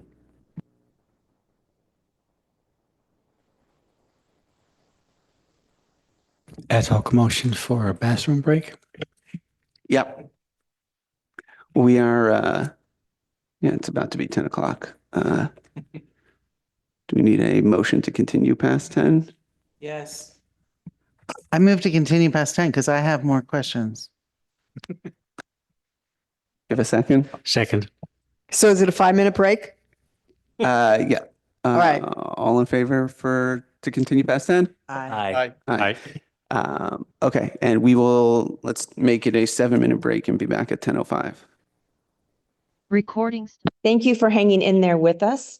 We are having a technical difficulty, and now we will get back to the meeting. Thank you.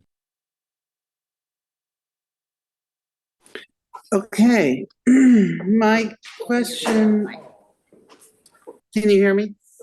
My question is for the planning director.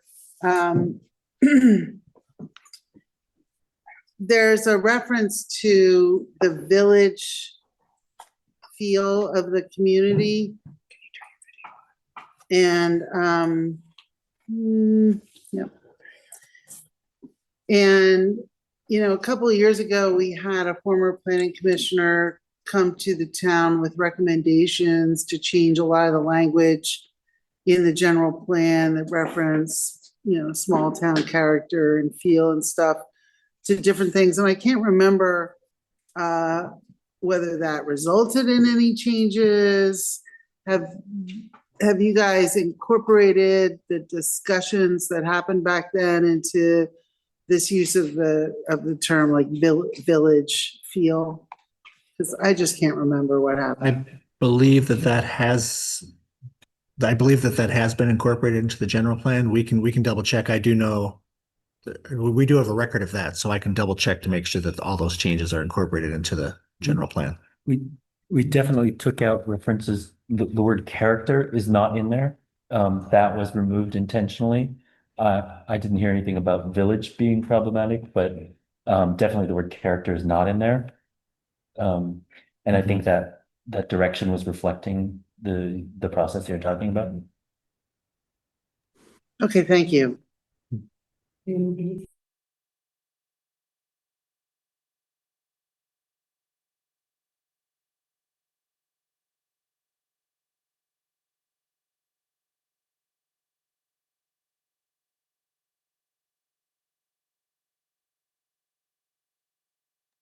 Sorry, my multitasking skills are limited. When we're summarizing the changes to the land use element, there's it's like I can't go back and forth between my documents. There's a reference on page 6 of 93 to some of the problems with the existing land use element map. And there's a comment about how the existing LU3 shows a sphere of influence, but doesn't define it. And that there's a proposed revision. And that also the general plan doesn't describe the role of LAFCO in establishing and maintaining town boundaries. And I was really confused about this discussion on page 6, you know, because we talk about LU3, but then the solution seems to be changing LU4. And then, of course, all of these maps have different numbers now in the draft. But, you know, back in the 2012 version, LU3 was the sphere of influence, and LU4 was urban and park land, I think. Again, I don't have my maps in front of me right now, but I don't know if you can help me understand these changes that are proposed, that are discussed here about the discussion with respect to LU3 and the sphere of influence. In a nutshell, and I did have a slide on this in the presentation. The issue is, as you described it, there's various terms used, but the terms weren't defined themselves, and it wasn't clear. And so the solution was to include this new map, which in the draft element is LU1, and it clearly shows the town limit and the sphere of influence. And I believe the text explains that town limit plus sphere of influence together are the planning area. And so it's a clarification of terms and making sure that the terms used in the text are reflected on a map so that people can see where the boundaries are. Right. I mean, the rationale is stated as the map shows the sphere of influence, but the general plan doesn't define it. And what I see is another map with a sphere of influence. And I guess I'm wondering, are we going to define it? And also, I went looking for other general plans that talked about the sphere of influence and what its meaning was. And I found one in the city of Dixon that has a nice discussion of what the sphere of influence is. And I want to recommend that if we're going to try to define the sphere of influence, that we actually include some language that defines the sphere of influence. And to go from one map that fails to define it to another one that fails to define it doesn't help, in my view. I actually wrote that Dixon general plan, so it will. We can make sure that we have a comparable explanation there. Can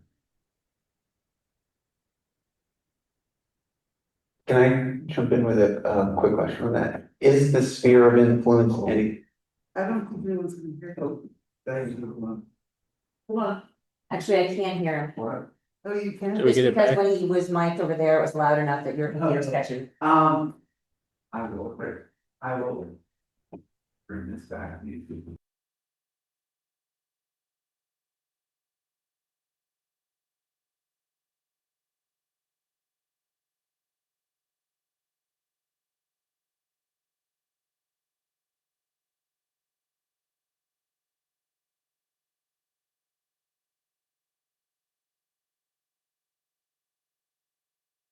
Area but are not within town limits.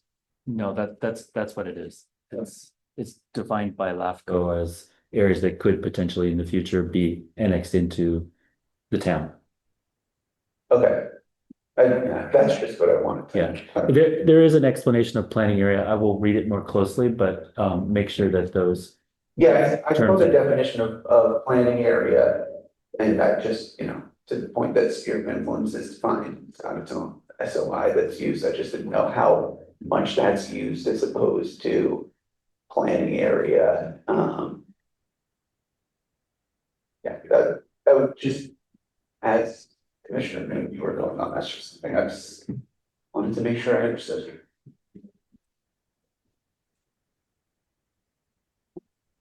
Me too.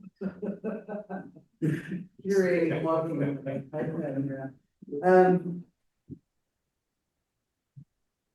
Yeah, I have a couple of questions about that whole sphere of influence thing and the rationale for these revisions in this part of the land use element.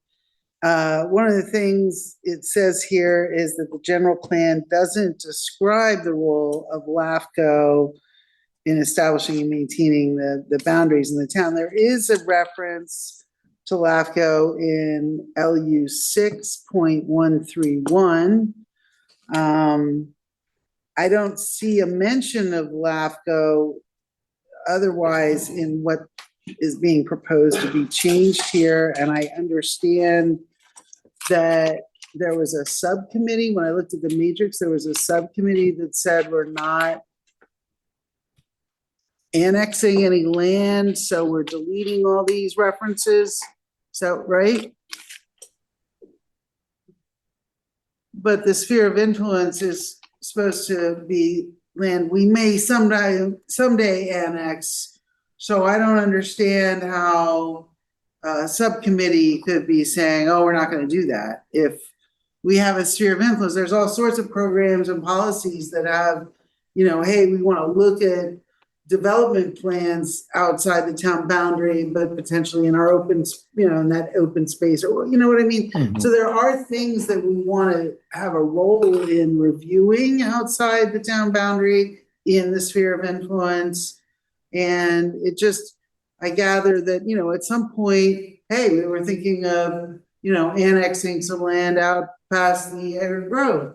But, that may not be realistic at this point, but I guess I'm just curious about why we would, people would say, hey, we're not going to do this right now. So it's not part of the general plan, which is much more long-term thinking. Am I making any sense? Yeah, I think this narrative is background text. I don't think it's harmful all we're doing is describing the actual process that what LAFCO does is define the sphere of influence around every jurisdiction, in the county.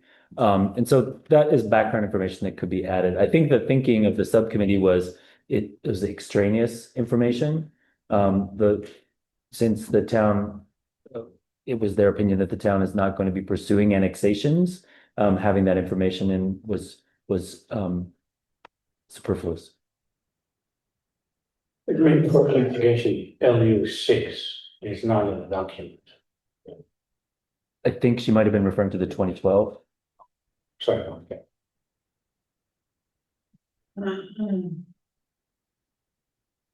So anyway, I mean, I think what I'm hearing is you're saying it would be helpful to have some background information on the LAFCO process, on annexations.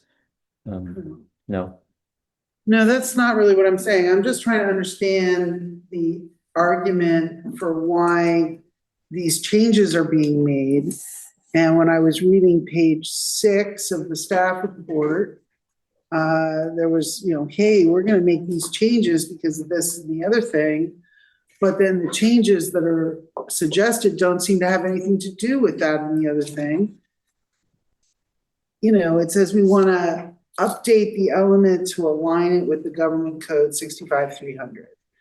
I didn't see anything that wasn't aligned between the sphere of influence concept and that government code section. So I didn't, it's like, we're going to do this for these reasons, but it really doesn't make any sense to me as to what we're doing. So that whole section in the staff report, okay, where we're explaining this just leaves me with more questions than answers. All right.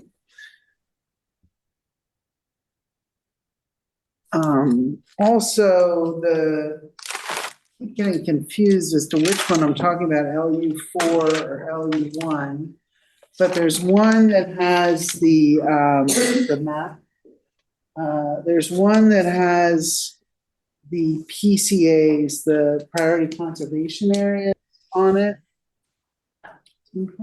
Page 35. LU1? Yeah. Okay. And so there are a couple issues with that. So the priority conservation areas were not clearly delineated on purpose. They were kind of general areas, but these 3 dots don't seem to really do it for me. You know what I mean? Like you got this dot over in the left, Bald Hill, and Bald Hill is all the way over on the right. So I don't know how else we depict those priority conservation areas, but maybe go back to the priority conservation decision that the town council made when they identified those areas and see if there's something from that we could use to make it reflect it better. I think there is actually an effort underway. Was it the county? Yeah, it's actually complete now or near complete. So I think we can update the map to show the actual boundaries. We can actually show the parcels now. Yeah. All right. I can get you those maps. I didn't even think about that. I didn't like the idea that you were gonna put all the designations in the map in LU1, but I actually like LU1. I just thought, oh wow, they're so complicated, when we get into some of those, but I see you guys have kind of summarize what the allowable uses are as opposed to, as I think we all know, get into the weeds on those complicated issues. So,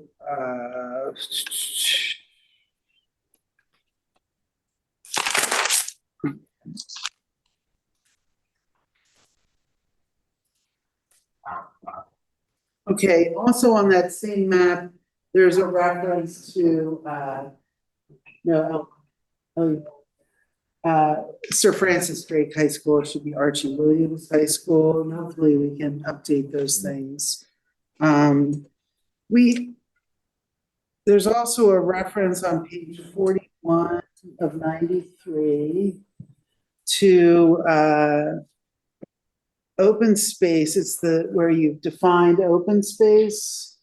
And you say typically located on the periphery of the town. I think that's a gratuitous clause, and I'd like to see it stricken because in Fairfax, I think we don't want to limit where open space is. And in fact, I'd love to encourage private property owners to dedicate open space if they can. Are all of these definitions kind of new? They're all new. Correct. Right, okay, so these are the ones I was talking about before.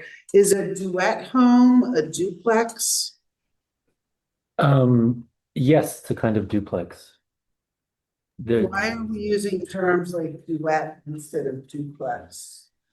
Well, it's a type of duplex. I think it might, as I say, I tried to toe pretty closely to what's in the zoning code, so that could be where that's coming from. I'd have to double check. Wow, okay. New term for me. All right. In LU 2.2, there's a reference again to the open space surrounding the town, and I'd like to see that changed to open space throughout and surrounding the town.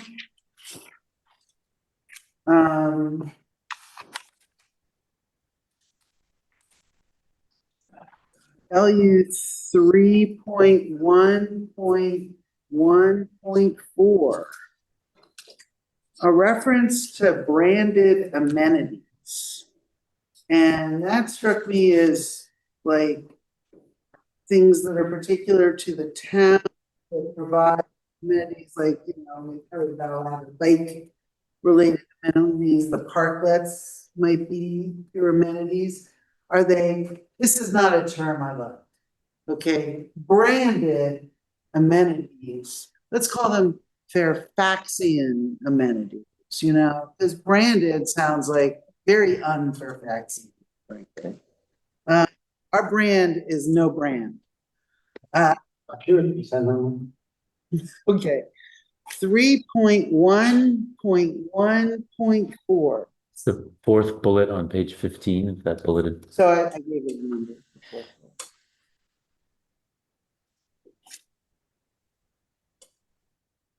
It doesn't talk about branding. Branded amenities. Oh.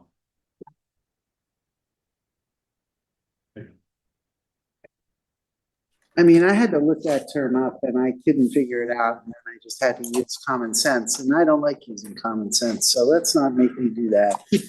In LU 4.1.1, I'd like to add noise.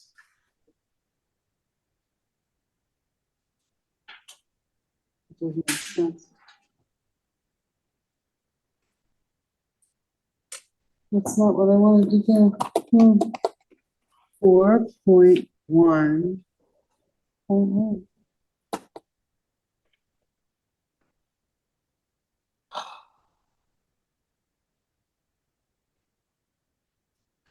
right, I have no idea where that is, but there's a reference to various issues that can happen, like at the edges of zones. And I would like noise to be considered as part of that, like buffer issues that need to be addressed. Makes sense? Is it maybe the next one, 4.1.2? Talks about transitions, maybe there. Yeah, but there was like a list of issues to be addressed and I just didn't see noise in there. I'll find that one and come back around and tell you where it is, because obviously I didn't have the right number. LU 4.2. Okay, this one says, to the extent feasible, natural features, including the existing grade, mature trees and vegetation shall be preserved with development or redevelopment. And I think we should add, in addition to feasible, I think we should add and consistent with the safety element. Because to the extent that we have flammable mature trees, I don't think we want to necessarily encourage their preservation. Okay, that's it. Those are all my issues. Thank you very much. Just confirming that we can hear this. Awesome. Do other commissioners have, yep, Commissioner Jansen. We'll go back and forth on the table.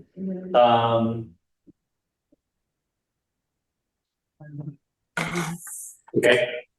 Back to maps. The map LU3, general plan land use map, does not have the workforce housing overlay on it, although it does have the PD district. So it neither is mentioned in the text. I think that's an omission.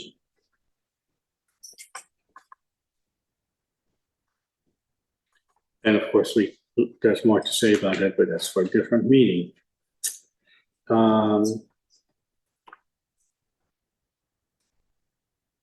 That's it for now. There's another one, I'll find it.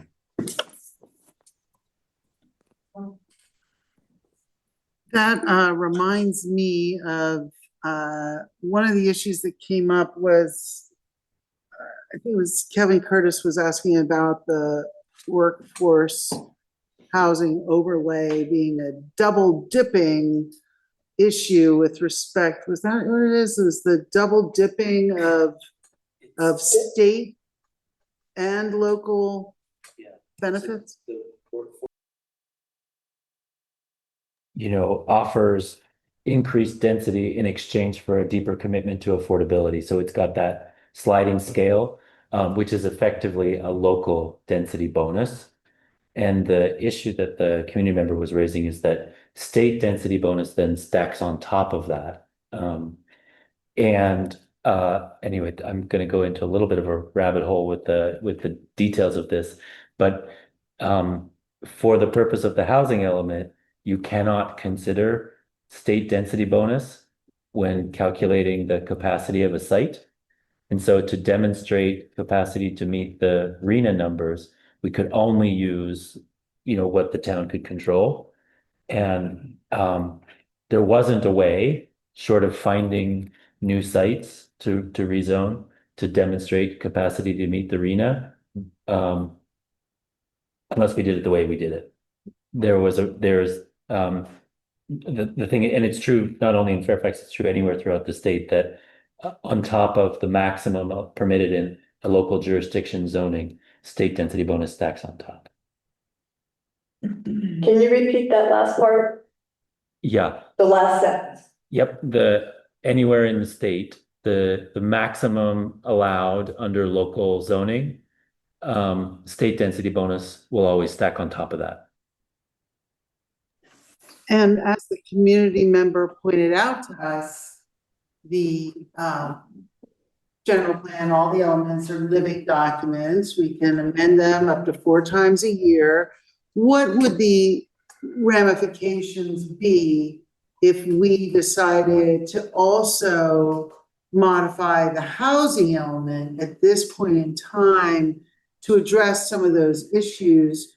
Would it then require a complete restart of the ABAG RENA review process, or what are the implications? There's a lot of implications in there. One of them is SB 330 doesn't allow you to downzone any area without commensurately upzoning in another area. So one thing that could be done would be to lower the threshold, you know, in the workforce housing overlay so that the maximum available density is lower, but you would have to find more sites to add the workforce housing overlay to, so that the total capacity of the workforce housing overlay stays the same. You following me? And doing that opens up the whole process with HCD again, right? Because now you're finding new sites and you have to demonstrate to their satisfaction that those are viable sites and you're not just designating some leftover space that's never really going to redevelop for housing. So there's a lot of moving parts there, but it wouldn't be it's relatively simple technically to say, okay, we'll reduce the maximum density allowed in the overlay and find more sites to apply the overlay to, so that the math works out. That's the easy part. The difficult part is demonstrating that the additional sites that you found, you know, are viable through HCD's metrics. And that would involve sort of you would basically have your housing element uncertified. And then you would have to go through the process of proving to them again that, you know, you've identified appropriate sites and done all the right calculations. And that is a arduous and expensive proposition. Can I add on to that question? I mean, the question. So you're saying that the workforce housing has its own density bonus built in Effectively, to the yes. code. Yes. So it will state for X level, the density bonus is such, right? Is that what you're saying? Yeah, the workforce housing overlay is structured so that there's a base. You know, if you make no commitment to affordability, you get this much. But if you commit to 10% of the units being affordable, then you get a little more. You know, there's a sliding scale on it. And that is effectively a local density bonus. It's the same way the state density bonus, it's the same mechanism. You know, the deeper your commitment to affordability, the more state density bonus you get. We've just done it in the overlay as well. But I guess my question for that is with the workforce housing, you're not changing numbers. You put in a density bonus. So could you just change the density bonus portion of the workforce housing and keep the numbers the same? Oh, I see what you're asking. Well, but so the way we get to the numbers, the projection per site, the projected number of units per site is, we did a benchmarking study of multifamily developments and determined an average density in comparable cities on comparable sites. And that number is then applied, then the permitted, I guess another way to answer your question is if you lower the thresholds, the permitted density in the workforce housing overlay, we might need to find, I don't know if we would still be able to make the same projection per site. How can I say? Our projection is so the workforce housing overlay sets a range, and our projection, which is based on that benchmarking exercise, falls within the range. So if you lower the range too much, then that you might not be able to achieve the projected number. But the potential is there. Yes, I mean, as I say, theoretically, it's an easier exercise to find new sites and find new projection numbers, but then we'd still have to go through that process of demonstrating to HCD satisfaction that we've got the right sites and the right numbers. Just on that point, just quickly following up, how far along does a project need to be before you can use an application to show the proposed allowable units, right? Because we used, for example, a site and we said, this is going to be 174 units for arena numbers. I know they don't count actually for our arena as being completed until there's like a building, certificate of occupancy. But in terms of for if we're down zoning, we need a commensurate up zone. Does the project application factor in and say that this actually is 200, however many units it could be? Yeah, I just don't know how far along that has to be. And while you're thinking about that, something, I brought up when we were first talking about the workforce housing overlay. If it does allow double dipping, then we might as well get as much as we can, knowing that a project is not going to be if it's gonna be 100 units, it's not gonna be 100 units, it's gonna be 150 or something like that.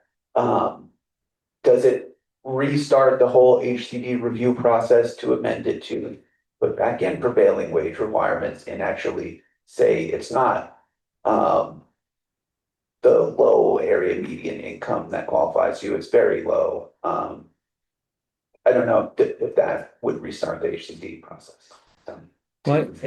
Yeah, theoretically, I think any change could, would need to be run by HCD.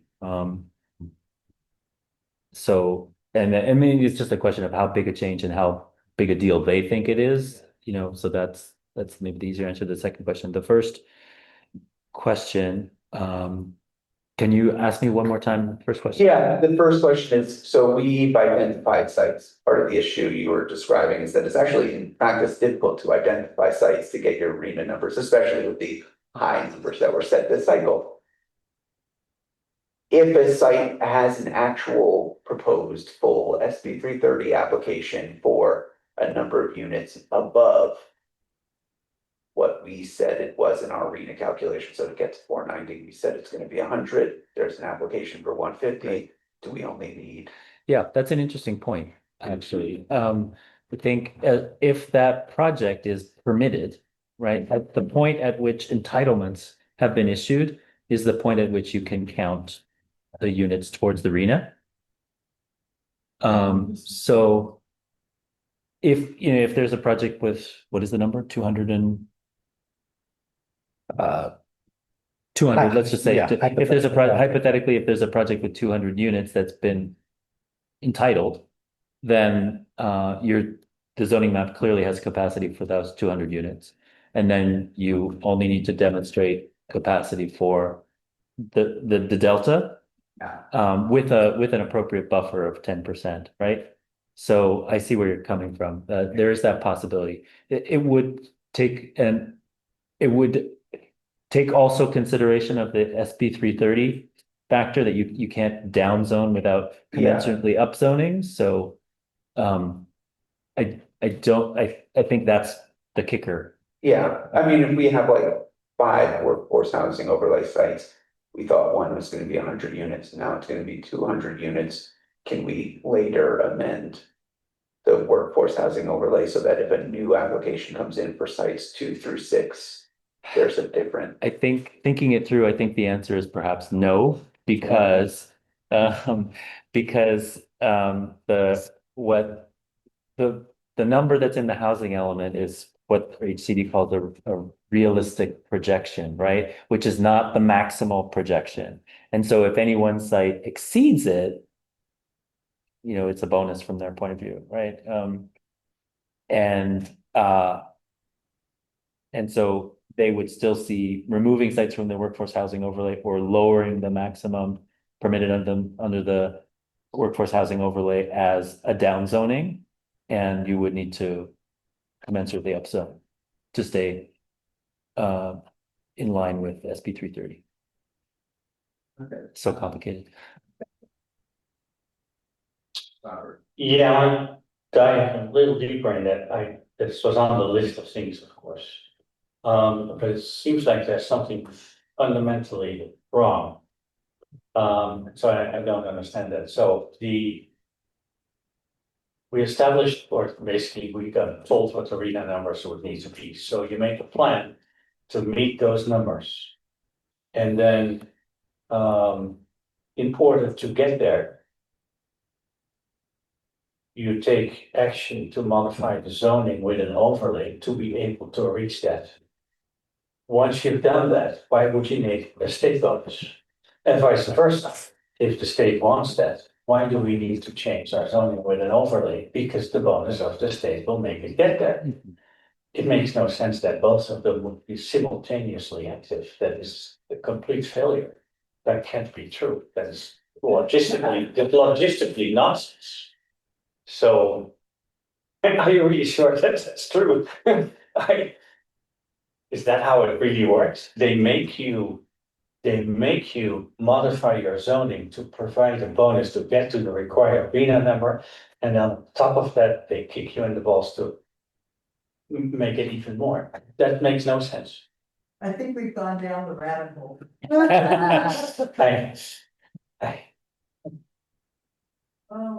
Yeah, so it's true. It is true. It's true. Unbelievable. Were you generally done with your Yeah, I think that's enough for tonight.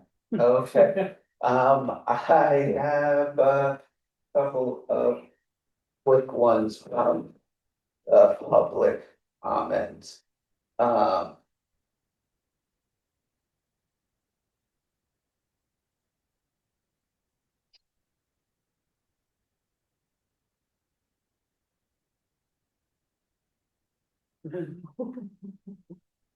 So whenever anybody is speculating on how to future proof or once an application, a preliminary application is received, there's nothing you can do that would affect that application, that their rules are all locked in.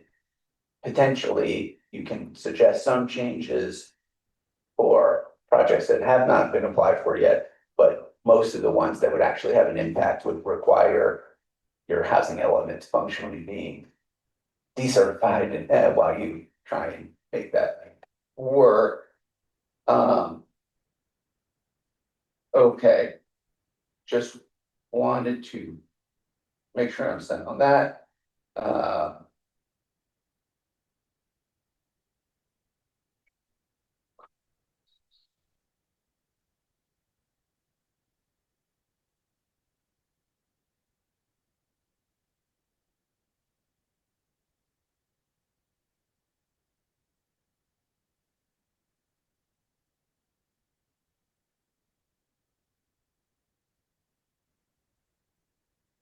I'll save it for the public hearing.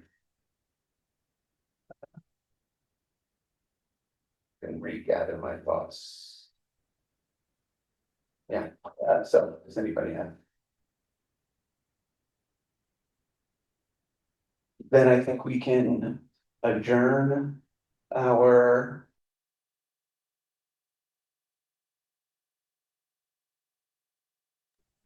Thanks, thank you to all the staff and everybody here that got us through the technical difficulty and the commissioners for being patient for that. Glad to wrap up this process. I'll move to adjourn. Second. All in favor? Aye. Aye.